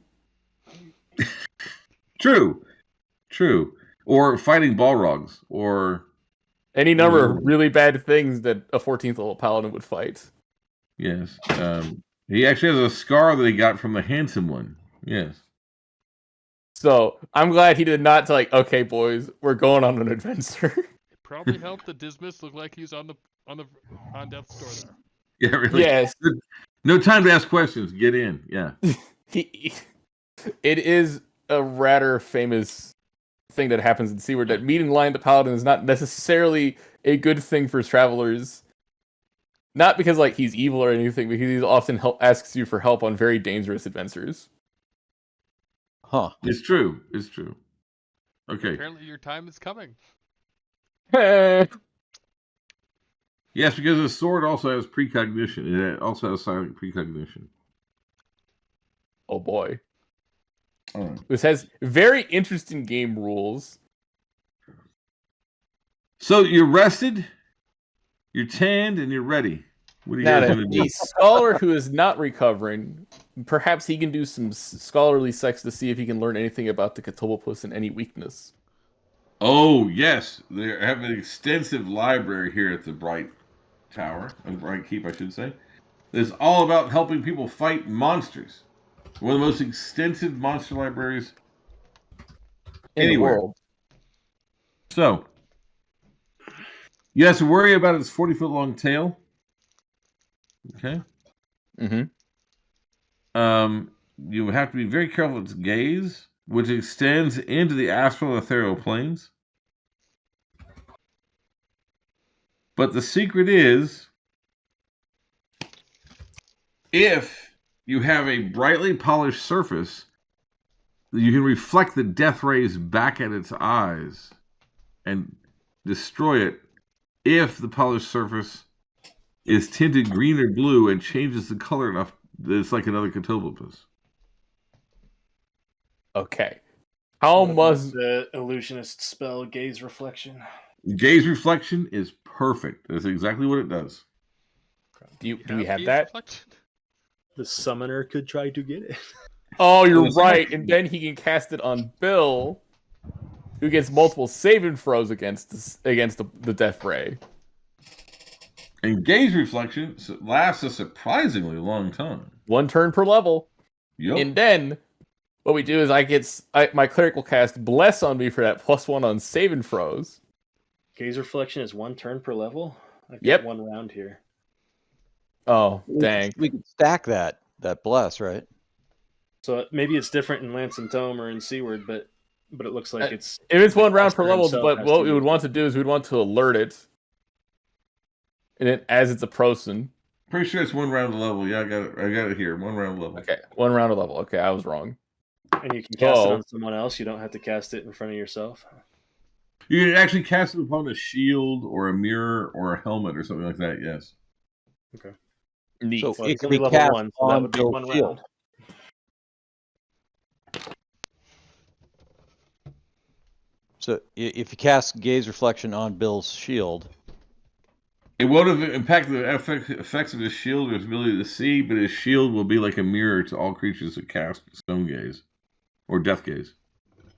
So and he can still aim the shield then with the. Oh yeah, because he can lift it. Yeah. because you can see a little bit. Yeah. yeah. Sounds like the plan. And honestly, like 4 smoke methods, that isn't that bad. Our henchman can kill the 4 thought it was smoke 6. methods. 6? Can still deal with that. Okay. Merrin still has, I think, 21 plus 2 arrows. So Nice. Let me check that actually. Mm. And So yeah, after resting for like 5 days, I decided to keep us time to saunter right on back to die again. Well, the thing is now you guys know exactly where it is, and it still has not been a full or new moon, so you still will see right through the Hallucinatory terrain. oh, where's Yeah. that? Where's that? But honestly, think about this in like the abstract. Ever notice that if you come in at the wrong direction, you fall 20 feet in front of a Catobopus and you don't know why? Here's a question, Rick, and I know we didn't specify this on the way out, but would Merrin Yeah. have been able to make some markings that he would be able to recognize on the trail out, just to kind of get us in the right area so we don't fall to our deaths? Listen, you guys, the camp that you had, all you have to do is look for your old campfire, not even a thing. Neat. Well, you ready to head back to the Crystal Vale and die again? Could we, if we bought an animal of some kind, could we drive it toward the forest, or or is the general? Or A Catobopus, another thing that was not noted because we were too far away from it, is the Catobopus has a smell so horrible most animals panic. Oh, Yeah. how about whistling arrows or something? That might trying do to it. get his attention. I saw a YouTube video on them the other day, so yeah. Whistling ears are a real thing. They're really neat. Yeah, so if we There are such, Merrin would buy a dozen or so,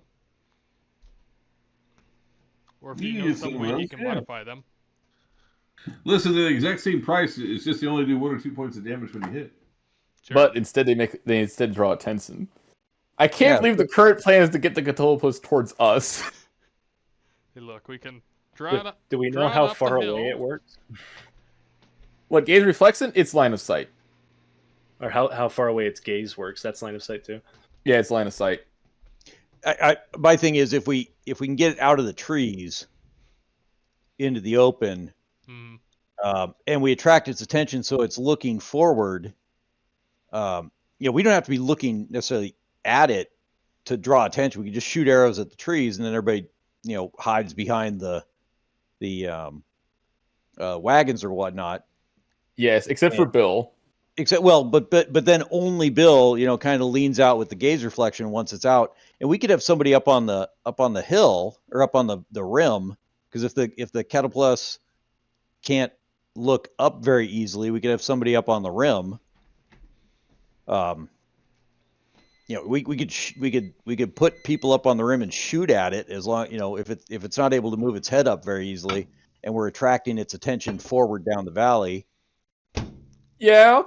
Place any sort So of we could, archers with Merrin, we could and yeah, he could put people up do it. on the He'd have rim, advantage. and then attract it out. And if it moves its head slowly enough that we can see it trying, the people down below could yell and say, "Hey, it's looking down," then just pop up and start filling it full of lead from above until. The real shame those trees actually stretch up above the edge of the prairie and are so thick. Well, the idea is, I'm thinking. We're going back to the wagon. Oh, the wagon. Sure, you do that. Yeah. Yeah. No, I'm just saying. Lure it out of the trees, we have more angles on it. I'll just let you know that the trees are very thick from above, so you have to be sort of ground level to even see without the underbrush. Just reminding you. Oh yeah. So you guys are heading back that When we were way? there, Rick, how wet were how wet were the conditions? Had it rained recently? Oh, it's winter. There's a lot. There's been snow. It's been damp. It's very, very wet. It's been 15 years since there's been a drought in Seaward easily. I think it's very dry, very, very moist. Okay. One thing I'm let's thinking head back. we could do is use oil, and we can maybe light part of the forest on fire. Maybe that would help flush it out. We don't actually have the right magic in materials for that because it's too wet. Yep, that was what I was thinking. I'm thinking Like a fireball spell, that might cast the forest on yeah. fire. Yeah, that would. Yeah, but we want the summoner Meteor to be Torment ready do the trick. Yeah. to do gaze reflection so that hopefully, maybe, we don't die.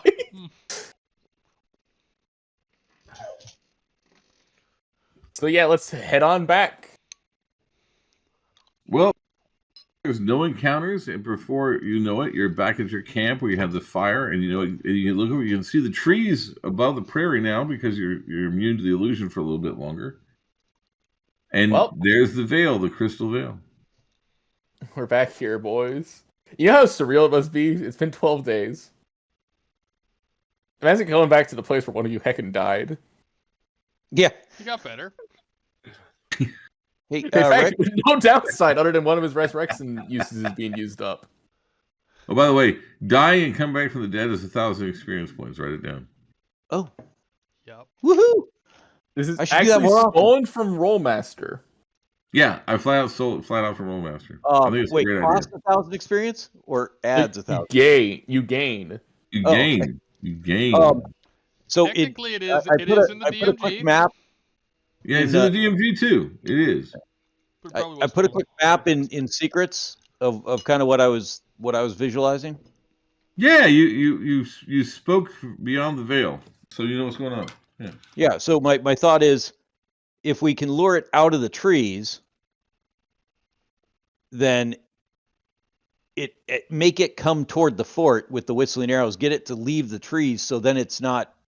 Then it's vulnerable and it's in the open. And at that point, if its head is down, or it's as it's tromping toward the sound of the whistling arrows and we can bang it on the inside of the wagons without sticking our heads out, and then as it tromps along with its head down, people up on the rim with crossbows and bows can be shooting at its body, and I'm assuming it can't snap its head around to look up on the rim, so then everybody could just fall back from the rim if it moves its head, and we can be yelling back and forth to communicate, and yelling would make noise to maybe draw it out even more. But just to give us more than the one shot of just gaze reflecting it.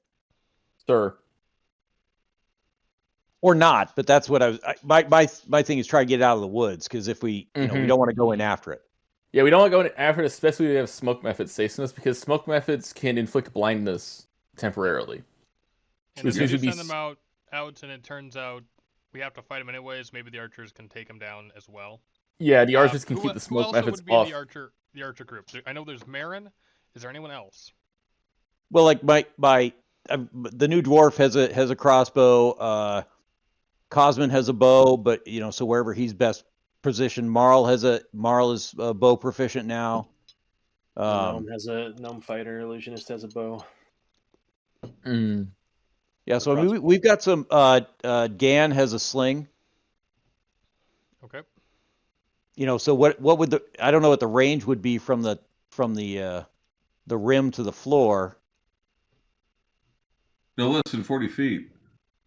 Yeah, so if it, so I think with a range of, even if it's a medium, if we can just, as long as it can't snap its head around and just douse the guys on all of us?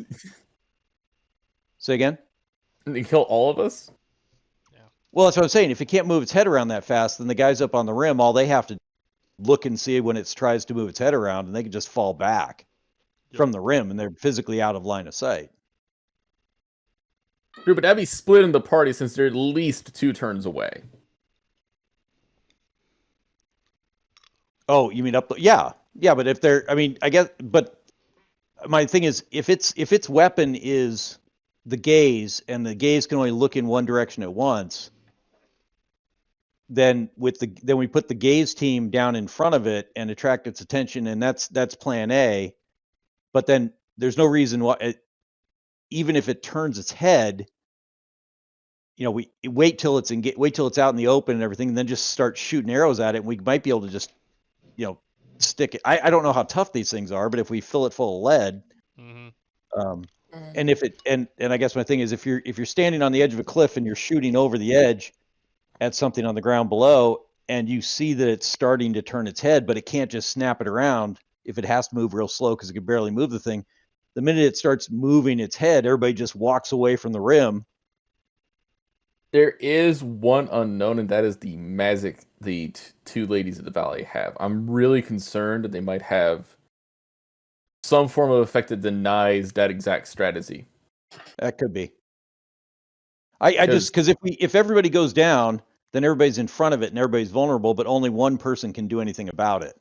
Well, the idea I'm thinking is we have that wagon box, right? Yep. That wagon box can also block the line of sight. So I'm thinking Right. we might have people on top of the wagons, which is, the tallest wagon's 12 feet tall. Crew. But that's still in front of its head. Is I guess it's still going to be looking at that for because the shield's in that arc of view, right? I'm just trying to get people off the sides. In the research we had, how narrow is the arc of view of a catopopus? No less than 60 degrees. Yeah. Okay. It has to see your face, right? It can't get you with its. Oh no, you have to understand. Think of how you're looking right now. Just look ahead. To a catopopus, everyone within that line of sight has to save or die if they're looking away. If they're looking at you, can see your face, they die. That's how it works. Yeah. So if it can see your feet, You have to make the save. You can see your face. So just think about walking around and you're in a mall and you look to your right and one of those persons whose face you can see makes you die. No saving throw. That's how it works. Yeah, and that's my thing. We don't want to put a lot of people down in front of it because But I'm we really don't want to do anything. we don't My want to be visible under the wagons. We need to be in the big wagons. concern is some of the creasers while the party is split and being outside the veils trying to interact with it. Those are my main concerns because they could have countermeasures against. Oh, well, we can test that from the rim before we go down. To a degree, Sir. I'm not trying to poo-poo it. I'm just. No. I think testing what happens if you try to shoot a missile weapon into the forest from the rim is a good idea. Yeah.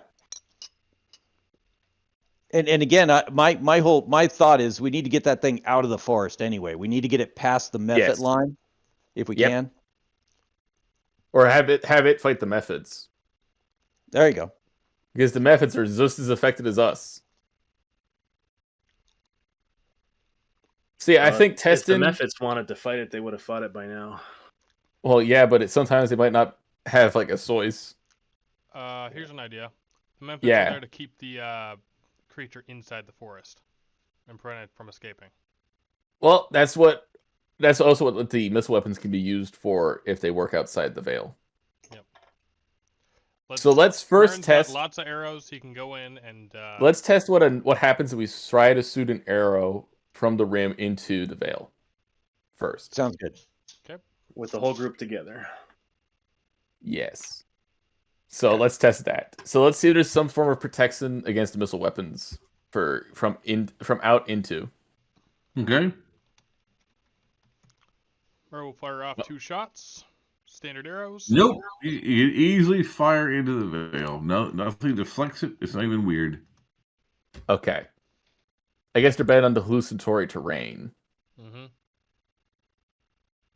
But there's no response to him shooting into the woods? No. What would it be? Okay. Well, distant hunter making a missed shot. I'm still torn about splitting the party. Well, your father does write the Don't Split the Party blog, so. The I guess my other on the is it's a lot bigger party too, and if we've got PCs on the rim and Dismas has no problem going down with to back Bill up, and I don't know what my other thought was if he can get down if once it's engaged, if he can get down the slope and backstab it fast enough before it can turn its head around, but it's got the tail and everything, but it's got the tail. From the middle of the rim down is 40 feet. And that is the sharp cliff, though. Yeah, okay. Yeah, we're at the sharp cliff, so it's 40 feet, and it's at least from that point 3 or 4 turns before we can link back up. Okay. If Merrin could somehow get an ambush on it, again, there's a bunch of problems, and then we're just gonna have to kind of commit to a plan here. I'm in favor of splitting the party minimally so much that we can get some people out just in case this all falls through. Yeah, in case this all falls through, as well as getting Okay, so solid here's what I'm thinking. arrow cover. Merrin is the scout. He's not going to be as effective in direct combat. Nope. This is just a fact. Okay. Merrin and two henchmen who are good with bows, some of our higher level henchmen with crossbows or bows, will be up on the rim with Merrin. Merrin's a scout, will set up a scout ambush, while the other two will be the ones shooting the whistle and arrows into the forest and not spoil Merrin's ambush. Okay. Okay. Bill and Brilliant everyone else, including the gnome summoner, because that's required to get the gaze reflection, will be in the wagon box. And then when they hear the Cthulhu's break through the street line, the gaze reflection will be cast and Bill will SARS out. And while everyone else stays and waits and gets ready to fight whatever else comes, we need people who are ready to just spring into action, because what if in the south these skeletons reanimate? Or what if in more things come out of the steam vent in the west? Or what if the ladies come out of the cave and suddenly we have to start dealing with magic users plus a Cthulhu? And then Merrin is still up north, is still on the rim, and if things go completely south, he can flee with two henchmen. Sound good? Okay. All right. So who's on the rim? Merrin, and who are our two best henchmen with bows? Or crossbows? I don't know what best. The only crossbow I have is the level 1 guy I just hired. That's likewise. fine. Okay, those... We don't need them for accuracy. We just need Merrin for accuracy. So even just two guys who are first level shooting crossbows into the wood, whistling bolts into the woods is all we need. Okay, and then how do we? I was thinking shoot the whistling bolts at it from the wagon fort, so it knows which direction to come. Yes. Okay, we can do that. Big Tom has a crossbow. Yeah. And my ranger uses a composite sort bow, so they can shoot the whistling arrows and bolts from the wagon box. And Cosmin can do that too. So that's we can arc them over the box so the Cthulhu can't see them. Perfect. All right. Okay. Yeah, we could put new dwarf cleric guy with his crossbow up on the rim with Merrin. Yep. Same Okay, thing with so the gnome. who's on the rim? Merrin, the gnome fighter illusionist, and the dwarf fighter cleric. And Merrin set up a scout ambush. And the rest are in the base. You guys The rest are in the wagon box. Sure. And Bill's Ranger henchmen and Big Tom, my soldier henchmen, will be shooting the whistling ammunition. We'll be shooting the whistling ammunition into the forest. Okay, so and we're waiting to position until we know what the summoner has. You fire whistling ammunition. We haven't checked if the summoner got gaze reflection yet. Do we want to? Let's do that first. Let's do that first. Okay, gaze reflection. 10. Yeah, they got gaze reflection. Whenever you're ready, they can cast it on you. But they've got it for hours now. Good. So when we hear that thing breaking through the trees, because we can hear Merrin's out. Yep.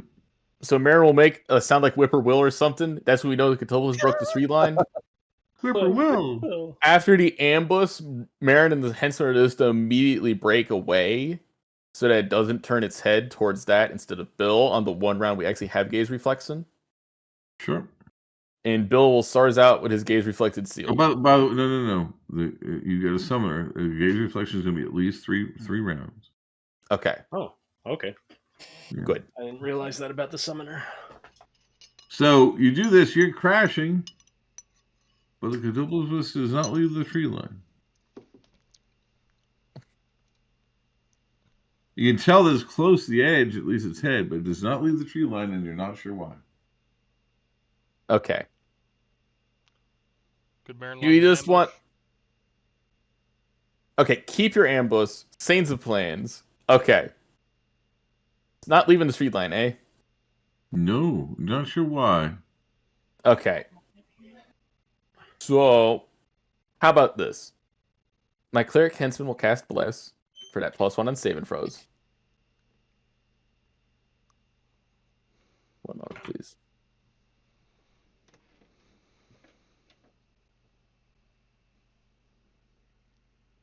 And we're still holding the gaze reflection for when we see it, right? Oh yeah. Now, it sounds like it's at the very edge.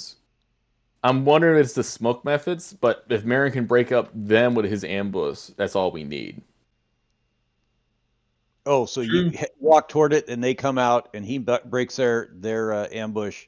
Yep. And the cat So comes what out. I'm going to do, my cleric will cast Bless on me. That's 3 rounds of +1 to save and throws and to hit. And Yes. then I'll get the gaze reflection cast on me. Yep. And then since I'm actually... Also, is this before the gaze reflection? One moment. I'll have my henchman cast... Nah, just prayer. Nothing else.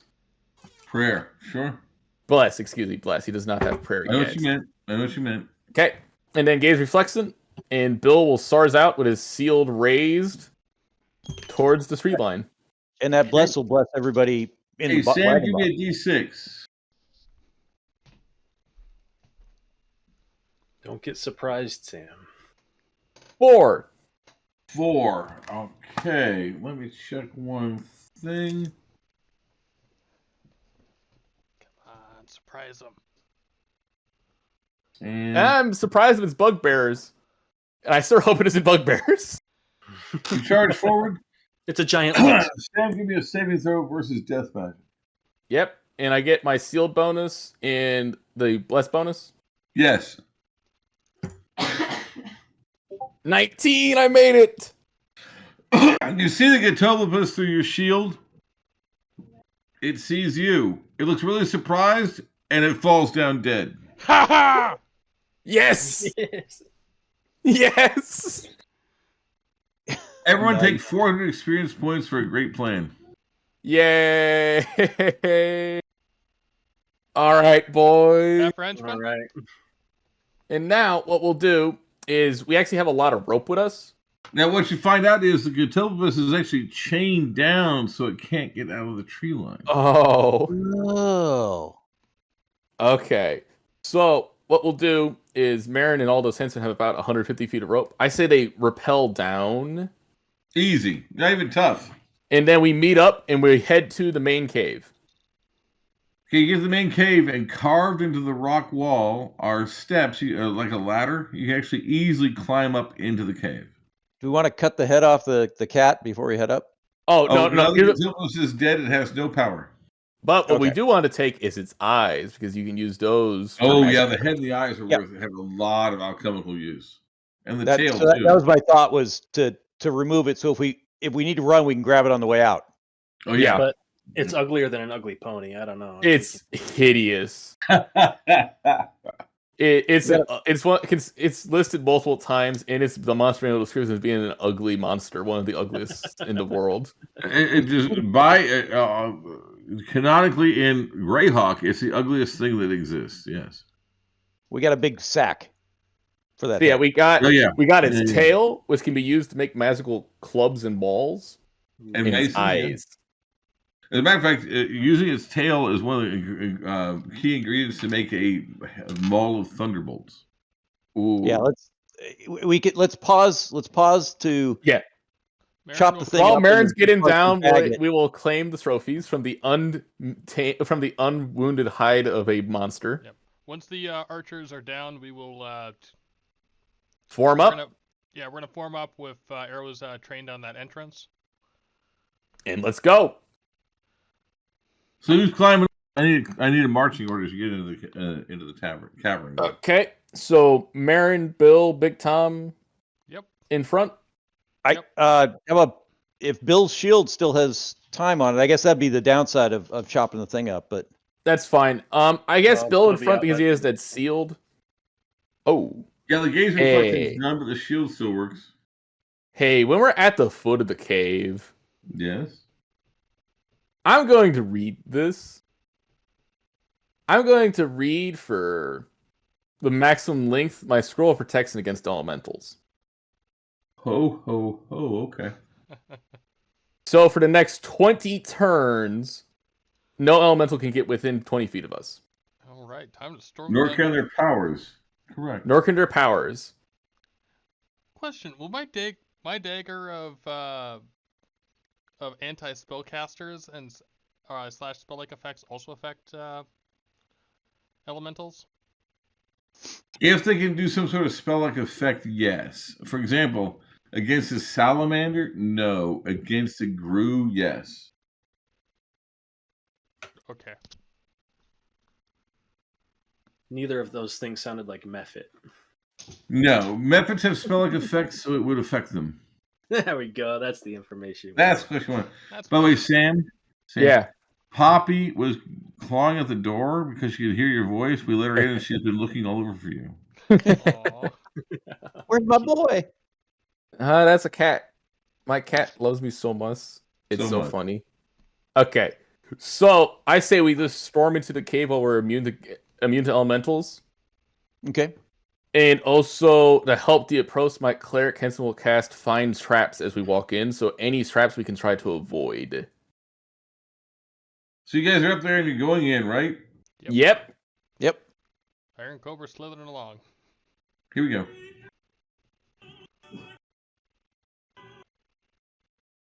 Honestly, it's even scarier when it skips in and out. They're greeting us.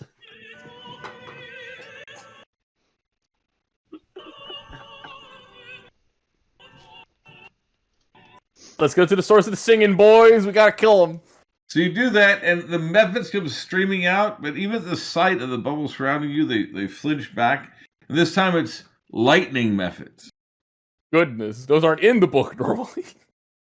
Oh, they're all mine, babe. That's terrifying. So you guys go around Hey, the corner, and there in the pool, again, from behind a towel around her head is this beautiful, shapely woman bathing in the pool. Last question. And Do you- you want prisoners? I No. look at her through my Oh. shield. What does You he guys, actually it's look time like? to roll initiative. What does he look like behind the shield? Behind the shield, like a beautiful, shapely woman with a towel around her head who's facing away from you. Goodness. Okay. Oh, the towel is hiding the Medusa snakes, guys. Yeah, that's One. we all You lined know up what? Maybe you're right. Can Why didn't I think of the towel? I did I not think of mentioned the the towel towel. either. I mentioned the towel. We had thought about You mentioned this. the towel, Commit! but I didn't think about it. I did literally not think said about towel. that. Matt, we're relying on you. Yep, I know. One. How far away is it? It's 30 feet. And it's facing away from me? Yes, And the towel is still in place? absolutely. Backstab. Petrify towel. Yep. You have to move up, and your movement rate per segment is how much? I'm in 12 leather, feet. so 12, 120 Yeah. feet. Also, is he Go for aware of you? So you can only move 12 feet in per segment. So segment one, you start closing. I think we all No. start closing segment Okay. one. You know what? Do this with your eyes closed. I don't want you dying again. Yeah, no, again, Dismas is the guy who said the towel and Medusa. So, yeah. Segment one, and- who's doing what? Okay. Now, the bless, Ro- there is a bless in effect on him because he was within the range of the bless when it was made. The bless would have been used up while I Bless was is reading. over. Bless It's is over. I was using up my Oh. scroll of protection against elementals to keep the methods off of us. The scroll protection is working, but the bless is long over. Oh, so all right. Yeah, I think Soren's whole group is moving up segment one. I One. am approaching. Right, I'm henchmen having my moving up. henchmen turn around and watch our back. I am approaching with my shield up. All right. That's fair. Segment two. The woman turns around. She has pointed ears and the most hideous face you've ever seen. Her eyes flash with the hideous ugliness of her face. I wouldn't know any of that. I got my shield. right where Everyone it is. who's not facing away, which are the henchmen that Sam just said were facing away, Yes, my 4 Oh henchmen. boy. make a saving throw versus death. Sam, boy. your shield's in effect. Yes, which means I get a save, and if it fails, I get a second one because it's a normal save effect. Correct. What is my save Okay, versus fail death that for first Merrin? one. That's a Merrin. 1 for Soren. Merrin rolled a 12. A 12 Okay, for Bill makes it on Roderick. his second save and throw, so his shield keeps him safe. Molly rolls an 8.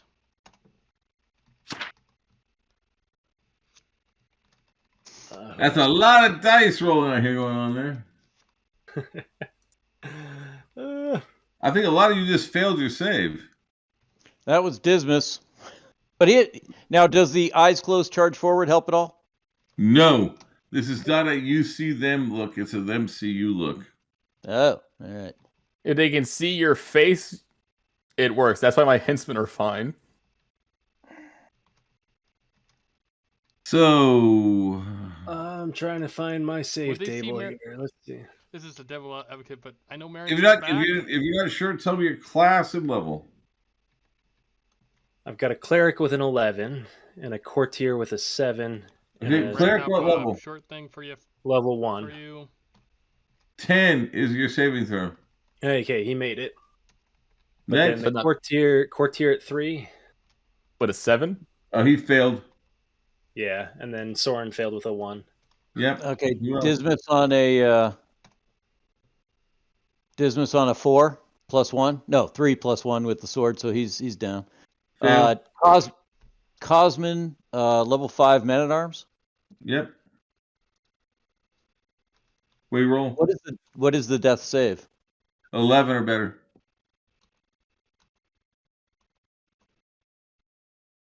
Okay, so Cosman made it. Okay. Okay, Merrin. 6th level scout, 12. I actually think that makes it. Let's see. Merrin made it. Marl made it. But Molly and Molly the and brand the new gnome made gnome it, henchman failed. didn't. Okay. Carberry, you made it. I thought you got to roll under. Marl. Is that wrong? You roll over. Oh. So, hey, Lucky Roke, you Merrin. made it. That's Gan. Uh, And Gan you made it. guy. Oh, new guy. Sick. So, the Dwarven Fighter Cleric. New guy. Oh, does he get any sort of bonuses, Rick? I don't know any of his stats. Oh, yeah, does he get his dwarf con bonus? Yeah, he's a dwarf. Dwarf. No, he's dead. Fighter cleric. No, hold on. He made it. He tied it. because He's of a his dwarf cleric, yeah. bonuses. Because he's a cleric, he got a 10. That's Because all. he's a dwarf and a cleric. Yeah. Oh, All right. So Dismas is dead again, but the rest of my entire crew is still alive. And they're angry. Yes, they're This angry. is the second time their boss has died this month. Okay, so there's a plus you're 3 sheet. screaming mad. That's 2. And the pool hag has made her attack. I knew it was a hag. So people who failed are Are fine? dead. The people who feel are dead. All right. Dead. Dead fine, okay. Dead. All right. So, Bill attacks. say, rest of you guys take your attacks. Segment 3. Okay, 1, Merrin 2, died 3. too? Or Molly died too? Yep. Okay. We're using the plus 2 arrows here. 5 from a 6th level fighter hit the hag. I know that hags have a horrible armor class that I might actually hit. It That was actually hit. Wow. Armor class Cosman- is 10. Wow. That's just All enough. right. So yeah, Icing 2 on the hits cake. from Rogue. Size medium or large? Medium. Okay, 7 points from Bill. Okay. Got a magic And- missile on the way on 4. But hey, Merrin, you hit twice. Oh, You got 6. some 3, 3, 12 3, points 3. of damage. How many? 12 points 12 from the arrows. Oh, it's dead. You blast its head open. Oh. Oh, It the falls magic out of missile- the pool dead. But where's the second one? the cavern full of gold and jewels and stuff, you see a shadow from around to the right to the south, a shadow of something moving over there, and you hear a woman saying, "Don't hurt me. I'm a hostage. She kept me here against my will." Who has detect evil? It's evil. The dwarf cleric. Just Cast dead it people. right now. Merrin's at bow full drawn. Full foes round. Cast detect evil, dwarf cleric, please. Hang on, I think it's that's what you said. Okay, cast detect evil. Malignant evil preparing to pounce. If Merrin Okay. has a shot, he's gonna release it. No. Prepare an ambush. Tell her to come here, and then ambush her with scout ambush. Does he have enough time to do that? Absolutely, you need one full segment. He does it. Oh, All right. Come over. I'm coming out. I'm coming out. Don't shoot. I'm a hostage. I hold my shield up just in case in scout ambush.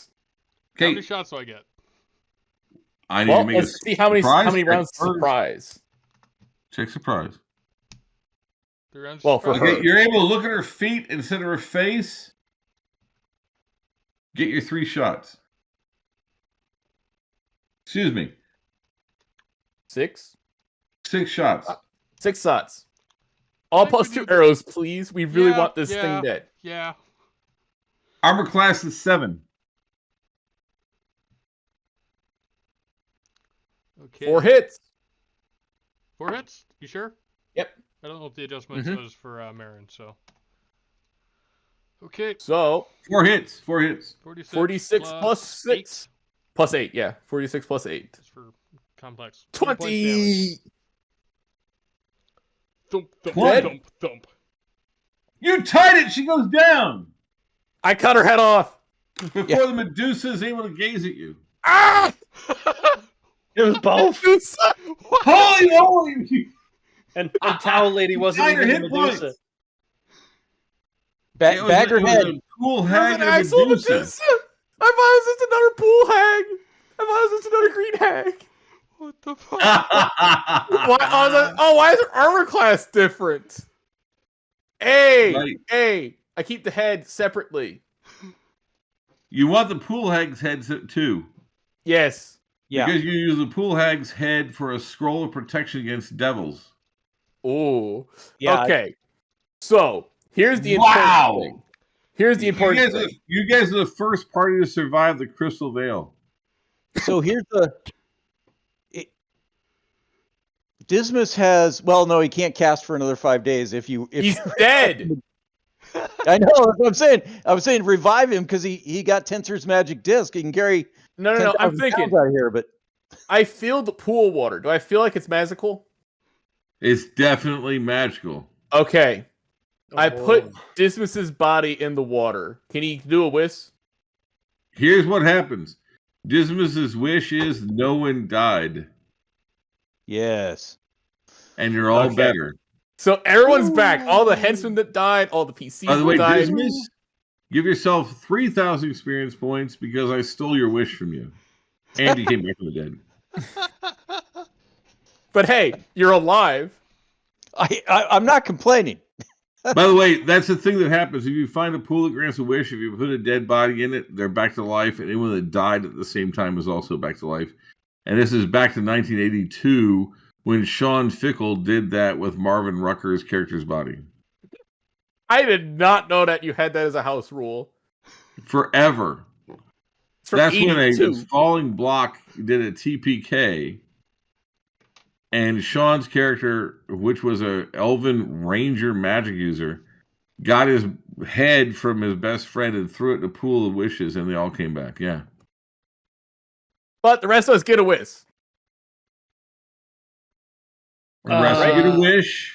That's some But- serious pressure right We need there. to think Just about it. Let's The Five. rest use of the you do not cage. get 1,000 experience points for dying because his wish brought you back. Yeah. So let's first loot the cave while we all think about what we should whisk for. Well, Now, I hope you guys are ready because the Crystal Veil has been here a long time. Yeah, do the henchmen get whisks or is it a PC only thing? I usually keep wishes PC only, but the Okay. henchmen The henchmen It- do get basically a loyalty bonus because they were able to bathe in the pool and get quote unquote awesome. Okay. So yeah, only us PCs, so not Dismas, sadly, because he brought everyone back from the dead. I'm Thank saying, you. yeah, nobody gets to use my sword. In fact, how about this, Dismas? You get first pick on the loot because of this. Yeah. There you go. Yeah. Now First let me pick on think. the I list. literally had to blow the dust off this notebook. The Blow the dust off this notebook. Just so you know, Sam will recognize this. Al Ulak lost 3 characters in here. Wait, no.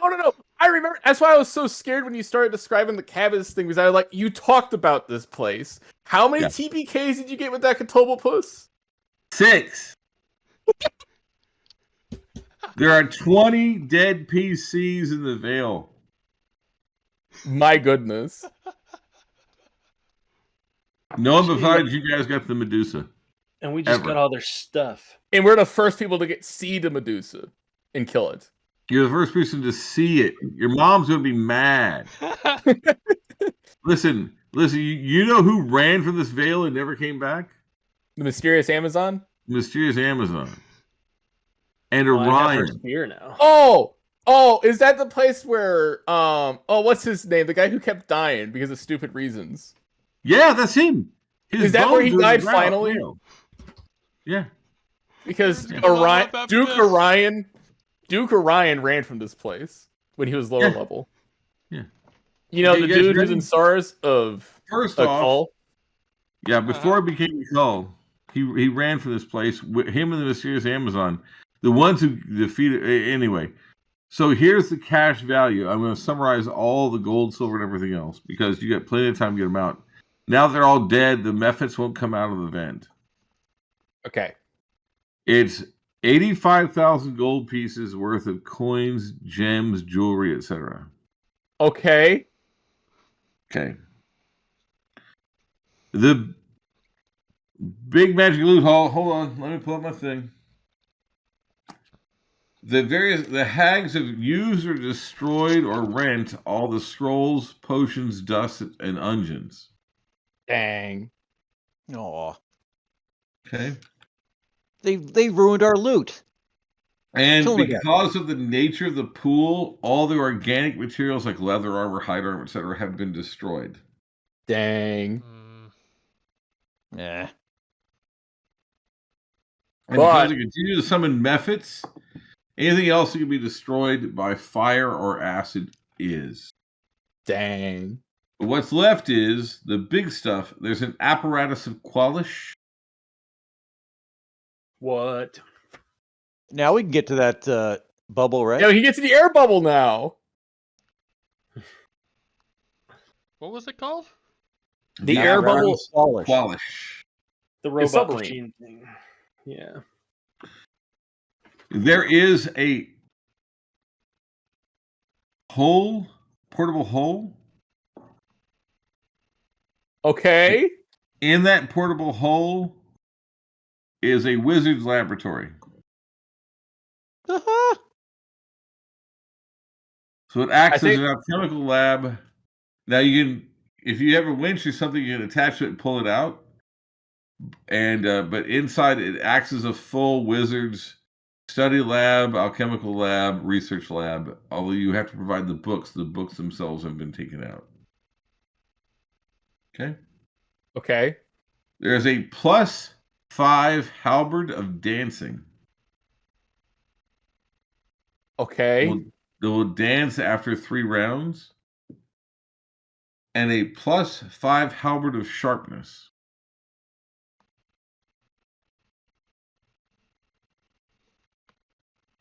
Okay. There's a matched set of daggers of assassination.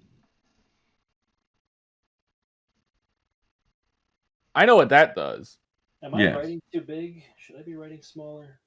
I ripped off and started a new sheet, so I'm actually doing this on my computer, so There's a horse collar of plate mail barding +2. barding +2. No. is a horse collar. Here's the way it works. The horse wearing it acts as if they're wearing plate mail barding +2, meaning that their armor class is 0, but it has no weight or encumbrance. What the heck? Yes. Okay. Horseshoes of the Zephyr? Ooh. Horseshoe of the Zephyr? Sorry. Yeah. Oh. A complete mantle of Celestian? What is that? The mantle Okay. of Celestian allows you to survive in extreme cold, extreme heat, in the vacuum of space.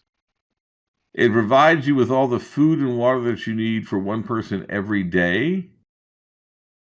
And its pockets act as a maximum size bag of holding in addition. There's a mantle of what? Celestine. Celestine.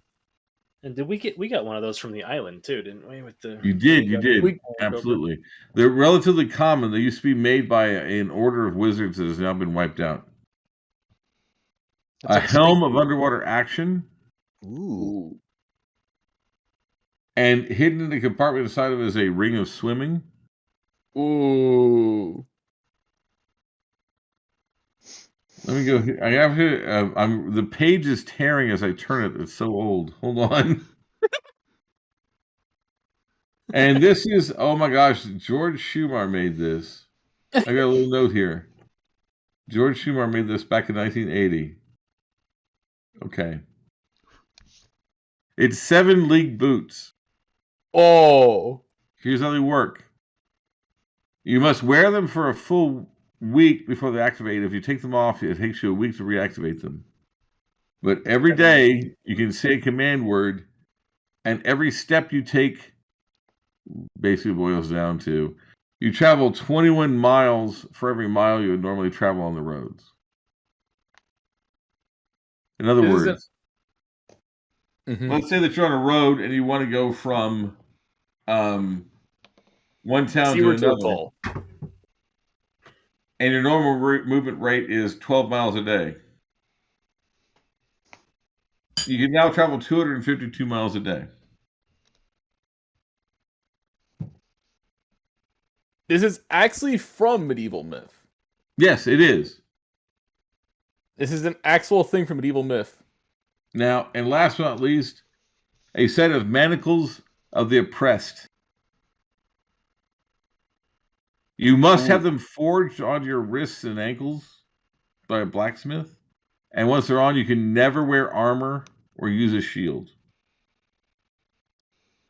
But your armor class goes to 4, and your strength goes to 1800.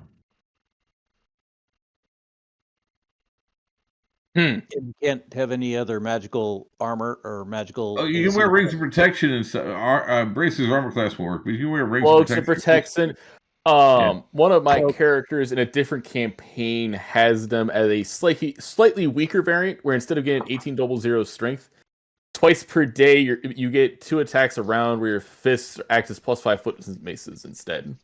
Yeah, there's 3 variations of the manacles here first. Yeah. And part of the curse is you have to be shirtless.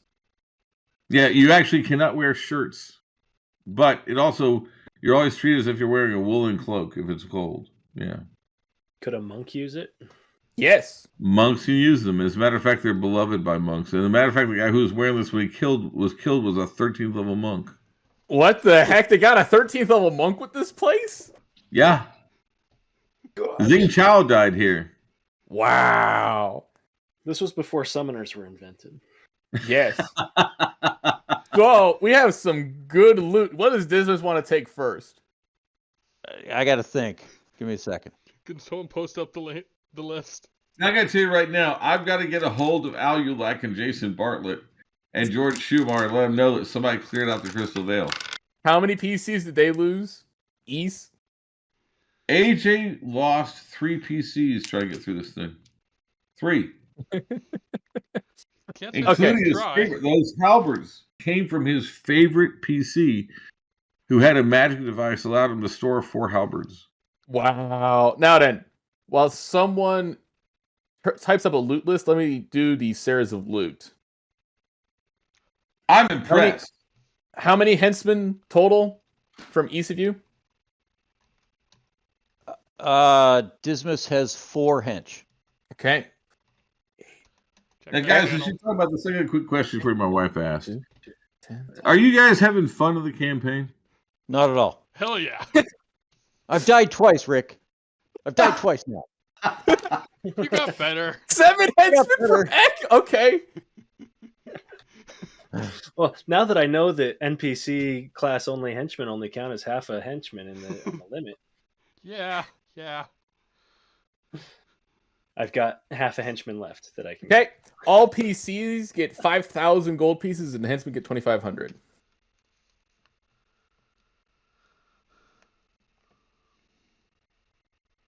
You know what? I think your mother's going to be surprised, Sam, because mysterious Amazon joined Orion and leaving this place and never coming back. That is very funny. Yeah, this place is scary. I was honestly like, this is the description of all the PC bones strewn about. Was this enough? Like, maybe we should not be here. Was my thought process the whole time. And we only found one treasure hoard in this place. There's still possibly 2 more treasure hoards in here. Oh no! All that stuff was all combined into one horde. Some of the stuff was destroyed. Interesting enough, and this is going to sound weird. When Orion got here, he was able to. Well, first off, the Orcish King's regalia always vanishes and reappears in the Overking's tomb. Yeah, so even like some of his loot, like cast value, ends up in that tomb. It always goes back. It always goes back. So the Overking stuff would have never been here now if you know the like higher level secrets. And some of the Hobgoblin King stuff you've actually gotten. It's actually here. And then a great deal of the wealth, for various reasons, is just gone because of the nature of the place. It destroys organic materials. And if you guys had stayed here long enough, all your organic materials, your cloaks, everything else would have started You to rot away. stole the Isle of the Ape organic material destruction rules? 100% I stole it. Absolutely. What the heck? That's terrifying. What is this place? Why did you make it? It's one of the most evil things you have. I'm Rick, not a killer DM. Stump, that's why. There's a Catopus. There's a green hag and a Medusa. All of them instantly kill you with their sight. And then you have the Isle of the Ape destruction rules. Yep. I don't know why you're complaining. Y'all lived eventually. Technically? So Dismas. Dismas, what do you want? So Soren and Dismas have discussed this in the past, using a wish to remove both of their scholar level limits, and if that would work, Soren would like to make that his wish. Remove? What's your current scholar limit? I don't know. It's half elf is 6. 6. Yeah. You moved to 8th with the spell, yeah. For both or just for one? For both. All right. One wish, move them up both 2 levels. Cool. Nice.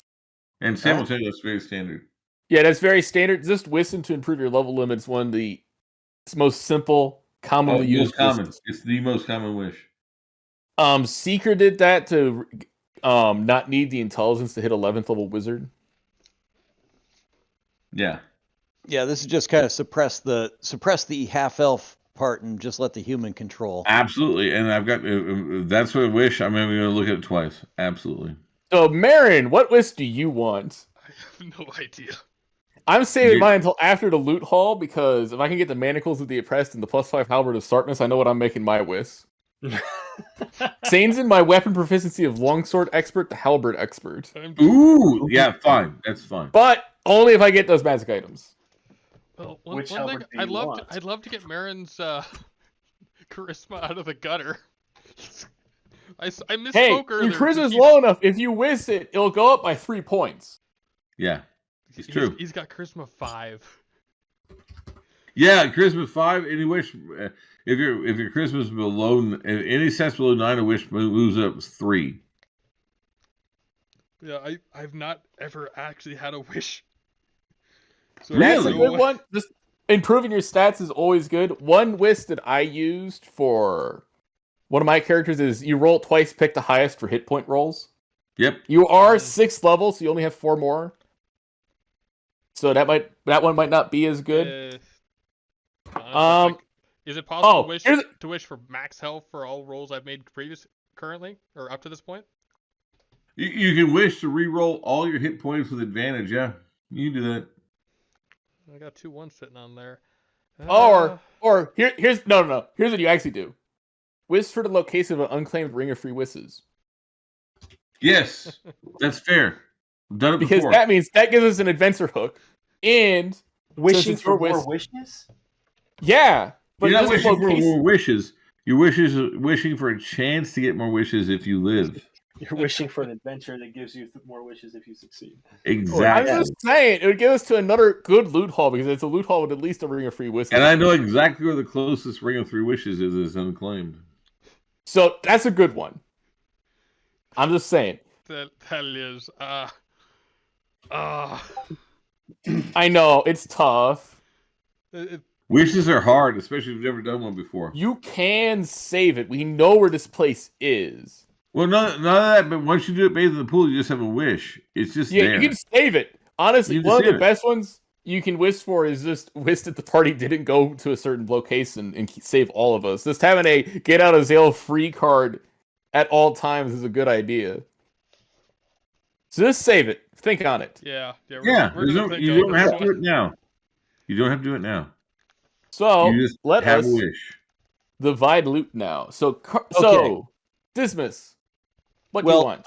I Oh, know excuse me. that Oh, wait, guys, Cosmin experience is- points. Experience points.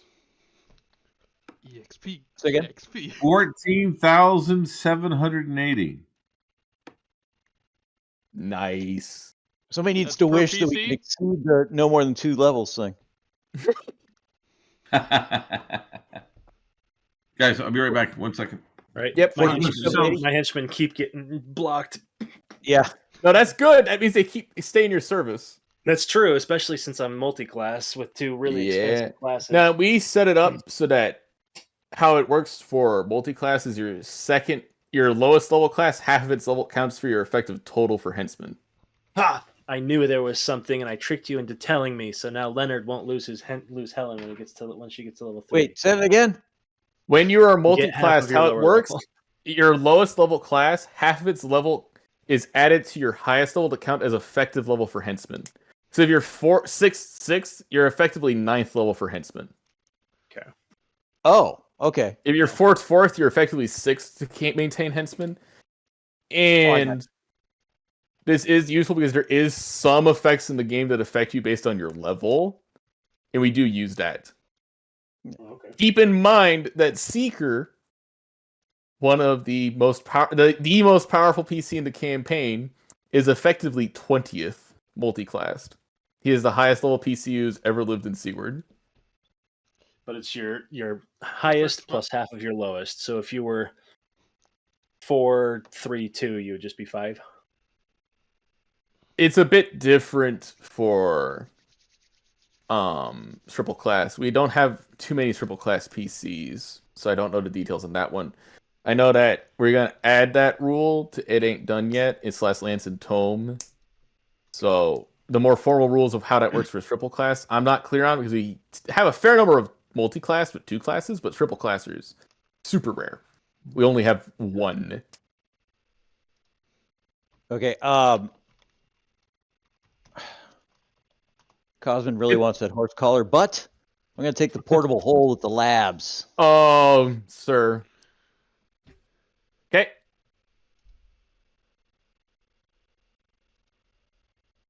Okay, so Carbear, so you are now the proud owner of a portable hole. With, by the way, fun fact, my dad, our DM, he's none of his PCs have ever had a portable hole. Ever. I'm very bitter. He's still mad. In 50 years, 48 years of playing, 40 years, I've never had a PC with a portable hole. I've got all these plans, designs, everything for what I would put in my portable hole. Never had one. And he's still mad. Still mad. All right. So everyone else, we just want to do our standard roll. Yep. Okay.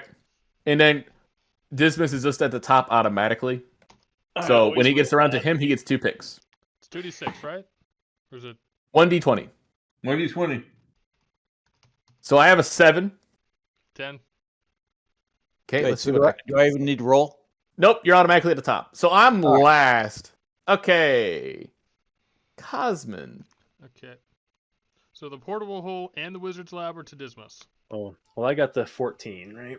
Yep. So I mean, you get I'm the not- next pick. So we still have the apparatus, the 2 halberds, the set of daggers of assassination, the horse collar, horseshoes of the Zephyr, the mantle of Celestine, helm of underwater action, ring of swimming, 7 league boots, and the manacles of the oppressed. Are you this having the mantle- daggers of assassination as a set rather than each individual? They're I don't strong know how enough they work. on their own. So here's how they work. They are a dancing weapon, but only when you attack from surprise. And Is only when you that throw a them. pair, or No, is no, there like 12 excuse of me. them? Here's how it works. You throw them. When you throw them, the first time when you throw them, they dance. When you roll to hit, regardless, you roll a d6, and that's how many times they attack on their own over the next 1 to 6 rounds. And there's 2 of them. Honestly, 12 in a there's set? Oh. and they're what, +3 ease? Plus 3 each. We're talking about the daggers They're of assassination? Or Yeah, no, they're separate now. They're too strong on their own to be a masked pair, honestly. Okay. Because I realized, no, those things are stupid strong. Because if we get them on a thief, they can do multi-backstab with them. That's actually how they work. That's why assassins get them. Yeah, if an assassin throws one from surprise, they get 4 attempts to assassinate. Now, I'm just Was saying, one up from to- that surprise? the 7 league boots are insane. Yeah. The mantle of Celestian, can that be worn with armor? Yes. Mhm. Absolutely. It's like, In fact, it's like a robe without a hood. In fact, when you wear it, you can go to bed in your armor while wearing it because it makes you always the most comfortable you've ever been. Yep. And it's a mantle, so it fits over robes and it attaches to a cloak. So you can wear your armor forever after you put on the mantle of Celestine. But you just feel fine at all times. I can go to space. Yes, you can survive the vacuum of space. Listen, it's important in this campaign. There's a non-zero chance you get hurled into deep space. There is one Oh. trap in Skull Mountain. I will tell you, the trap is you get sent into the void of space. There's just a portal to the void of space, and the mantle would keep you safe. You scared him. You scared him, Sam. Well, I'm just saying, don't go to Skull Mountain. who got the first mantle? The first, let me pull. Oh that my up. gosh, let's see. No, just a moment, because we actually did have an adventure with the Mantle of Celestine. Let me sec. I trying to did figure not out- actually write it down. I'm trying to figure out who the mantle team is if I pick up the mantle. The Mantle of Celestia is actually a very popular magic item. It's frequently copied, but goodness gracious, there's somebody in the company of the Dark Moon that has a mantle. You know, I remember Bill didn't Oh, take any magic items on that. Parasanct took the mantle of Celestian. Okay, Who did? Parasanct, the cleric who wasn't able to play today. right. Oh, sure, that makes sense. Okay, I'll take the mantle of Celestian. Okay, That's my pick. sounds good. Okay, Rogue. Hmm. Let's see. There is the Ring of Swimming, very strong. Especially if we're going to a lake in our new submarine. And you can swim Yes. along with your Selkie. Yep. Yes, Yep, it's true. and then Though the dagger. One of the daggers assassination is also good for a scout. The apparatus of qual, so you can be the owner of the submarine.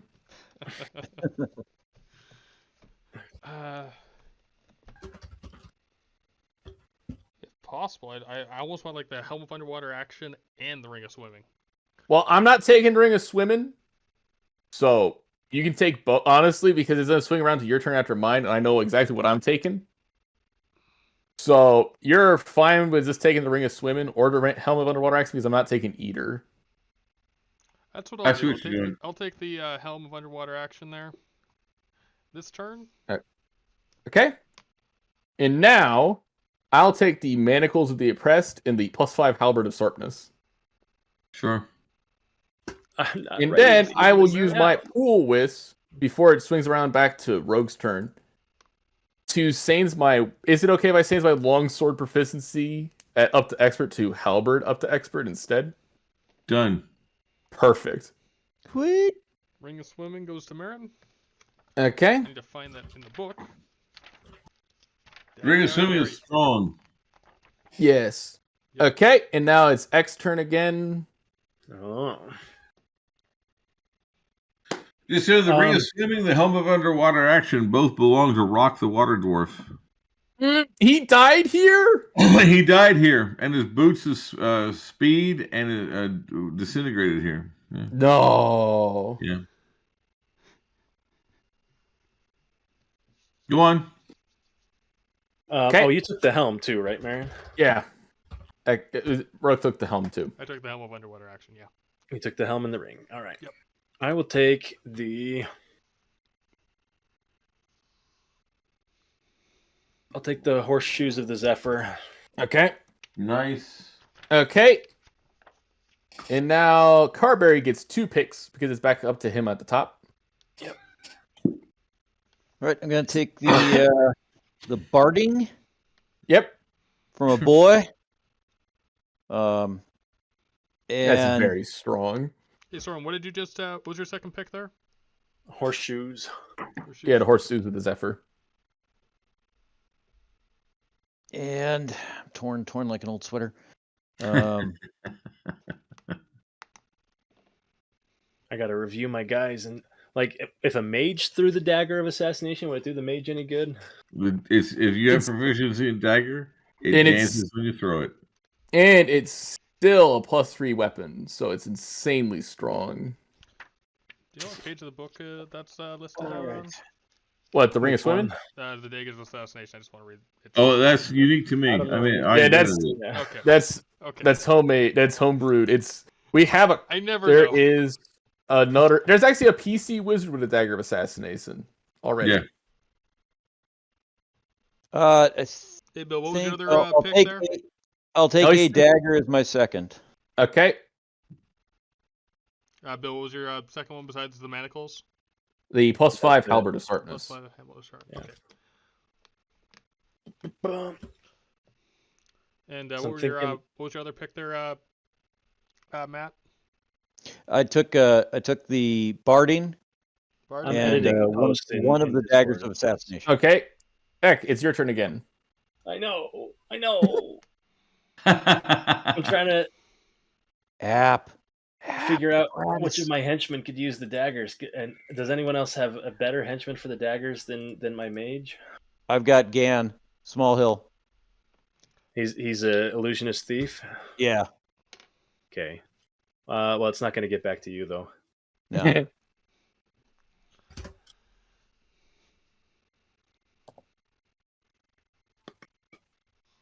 I'll take. I'm just such a horseman. Yeah, The boots feel like they don't make sense. I'll take a dagger of assassination. Okay. sure. Okay, rogue. There's the 7 league boots, the apparatus of Qualis, and the +5 halberd of dancing. I want you to think about what's at the bottom of the pile for you guys. Just think about this for a minute. Right. +5 halberd is at the bottom of the pile. The 7 league boots are at the bottom of the pile. I'm looking really nice at the 7 league boots there. I think they fit a scout. Yeah. They're kind The of thing perfect. is, you Seven have league to boots. understand on Seven the league boots. large scale map of Seaward, you're doing 25 hexes a day. Okay. Yep, Merrin claims Which them. means Bill gets the apparatus of Qualis and the other halberd. If we gotta That's run some crazy messages, stuff, man. Merrin's messaging service. I want you to think about something. The +5 halberd of dancing was the trash at the end of the hall. Yes, it was the Yeah. last item picked. Okay, Sam. Well, only because we knew Bill was changing his proficiency. I would have taken it. Now, guys, I'm really impressed. As you can tell, I've killed a lot of people with this veil, not on purpose. I'm not Killer DM. But you've just ended a lot of legends in the entire system, and I've got to get tomorrow. I'm going to be sending an email out to some of my friends from middle and high school about this. I'm not even kidding. Okay, don't include our names. I don't want any Yeah. vengeance. No, they're gonna be proud. They're gonna be impressed. So, guys, Bill is now plus 10 to hit, plus 13 to damage. Plus 10 to hit with a level 6 fighter. Yeah, he's an expert in the halberd. That's plus 2 to hit and damage, and then he has a plus 5 weapon and 8 because he has the manacles. 18 Yeah, zero he's strength. automatically hitting an AC 4. Yeah. Yeah. What are you gonna do? In old school D&D, a one's not an automatic miss. Yeah. Yeah. All right, guys. We gotta I am deeply impressed. Thank you all so much for a Monday night game. Oh, We're yeah. gonna do another one as soon as we can. I want to catch up, but guys, thank you so much for having us, Rick. Oh, man, yeah. I love this game so much. Thank you so much for playing. It means the world. Thanks. Yes, good fun, everybody. We will decide where to go next because a couple of our henchmen need to level up now. I need to level up. Yeah, which means that's at least 2 weeks to level. Yeah. Honestly, we should return to the story banner, the signing keep, and tell them the good news that we were able to deal with the Catobopus, the Green Hag, and Medusa that were threatening the area for so long. Hell, by the time we Wait a minute. get there, Bill got away with 4 magic items. But by and the time we the head get of the there, Medusa. Merrin can go tell the Company of the Dark Moods, hey, by the way. In fact, Rick, we can make that canon once we get there. Once the boots bind with him, he's gonna go tell him. Hey, guess what That we would be did? really funny. Could you operate like the Flash? Just like go there in one step, say, "Hey, we're coming back. We got all we did all this. I'll be right back," and then step one more time back. We gotta get there. It takes 7 days. It has to be fully The up to speed. thing is, the 7 league boost says exactly how they work. When you activate them, every step is 21 miles, technically. But you got a limit of no more than your daily movement rate on that terrain times 21. So you could, can you make multiple trips with it? It's just one step is minimum 21, or you can make it. The minimum step is 21 or less. So yes, you can do tremendous amounts of speed, but your total distance per day is basically 250 miles. Nice. Yeah. You could do like Even if you're the heavily encumbered. the Justice League cartoon, the Flash goes and checks everything. No, the encumber doesn't matter for the 7 league boots. It doesn't matter. Wow. So you could carry someone with you. As long as your encumbrance is not so bad you can't take a step, you can use the 7 league boots. Wow. That's really good. And plus, Merrin still has a whisk left. Yeah. Yeah. Well, I'm really That was so dangerous. How many people died to the Green Hag? 20 PCs. 20 PCs. No. I'm talking right now. How many of the henchmen in higher I lost in 2. PC? Two PCs, 2 henchmen at least. Are you guys bringing your henchmen back somehow, or No, they were brought back by that whisk. Remember? That's right. The wish brought them back. So those henchmen now have the plus 25 of having been saved from death by a PC. Yeah. Yeah. So all of our henchmen are insanely loyal now. Well, my guys didn't die. They just saw me still die. affects all the henchmen because they saw that you were willing to use magic to save henchmen. That's how it works. That's how it works. It's plus 40 for the people brought back. It's plus 25 for the people who saw that we brought them back. Yep. So the new henchmen are just like, these guys are insane. Imagine being the gnome summoner and the first thing that happens. Yeah, the dwarf's like, is this like a normal trip for you guys, or it really isn't. Later when we get back, all the PCs can just kind of sit alone together and like, how the hell did we survive that? Yeah, that's basically to be like, Bill, you need to buy Bill some rings after he gets the manacles put on. Because we got to figure out. That's some we got to crazy figure stuff. out what to do for the summoner now that the gaze protect the gaze reflection. Yeah, that's an insanely good use of a summoner. Summoners are the secret. What can summoners do? They can cast maybe 3 or 4 spells a day. Which spell? Maybe the one you need. Yeah. Would his familiar like a little hat or something? Oh, I'm sure that trophy you or end up, badge. drop 20 gold pieces. A familiar is going to have like a gold chain or something. Yeah. Well, he brought me back, so the familiar gets the meal and a little bit extra for his boss to make sure he can get a good meal next time too. I remember that when I first introduced this stuff, it's blatantly stolen from Al-Qadim, and everyone knows it. I remember reading Al-Qadim way back when it first came out, and I liked it, and I copied it and made it my own by changing a couple points. And I remember the first time somebody like, oh yeah, well I'm going to have my familiar get me raise somebody from the dead, and everyone's like, oh, I get it. And everyone was super nice and familiar. Let's give him some wine. Let's make sure he's got a nice bed. And pretty soon, the familiar is fanatically loyal, which gives you a huge bonus for him getting spells because everyone treats him nice. Yeah. My goodness. All of my hentsmen are now 4th level. Dang. I've hired them in multiple stages, so they're all over. Or the HPCs that got resurrected, do they get bonus XP? Unless it came from the second wish, because that wish was cast by another PC for them. Okay. So Cosmin does not get it.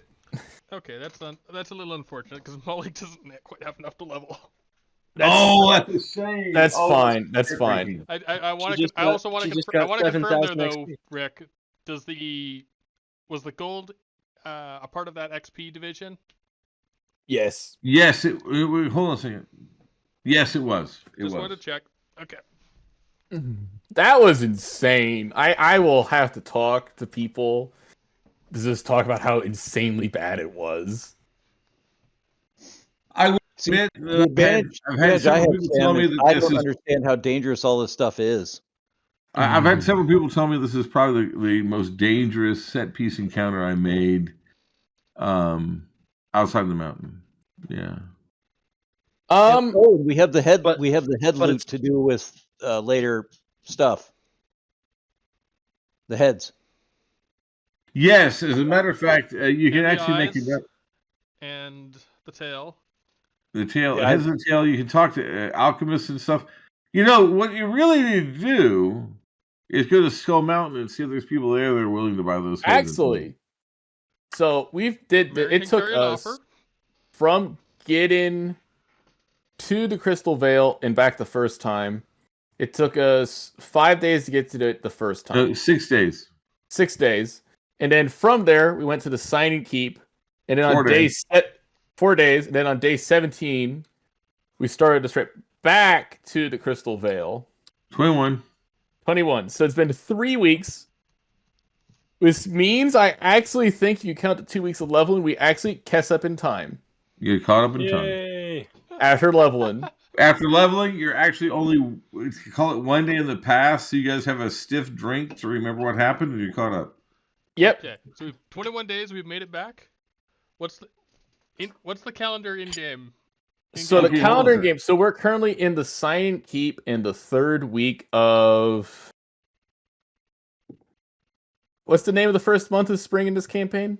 I'm pulling up now. I'm pulling up my calendar. Hold on a second. This is getting a play report. Probably at least 3 Yeah. months. The old calendar. Hold on. I got the game calendar here. Hold on. Calendar updated. Boom, boom, boom. And let me make sure the math works out because it's been technically 22 days because I had to take a day to take drinks. Yes. And then don't forget the 2 weeks to level.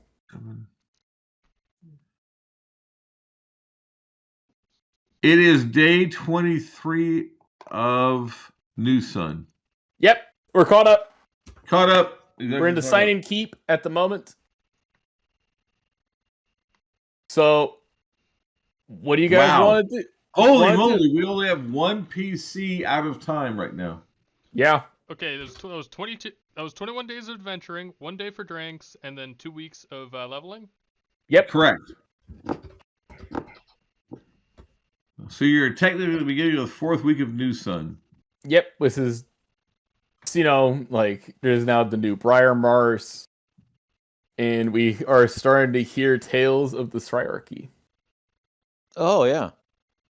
Yeah, but you guys in the Bright Keeper are going to be hearing about how there's now a new duchy Marquesa in the Briars, and there's a new kingdom beyond the mountains, beyond the Stone Hills. Yep, west of the Stone Hills, where the orcs used to reign, there's a new kingdom. That's all we know.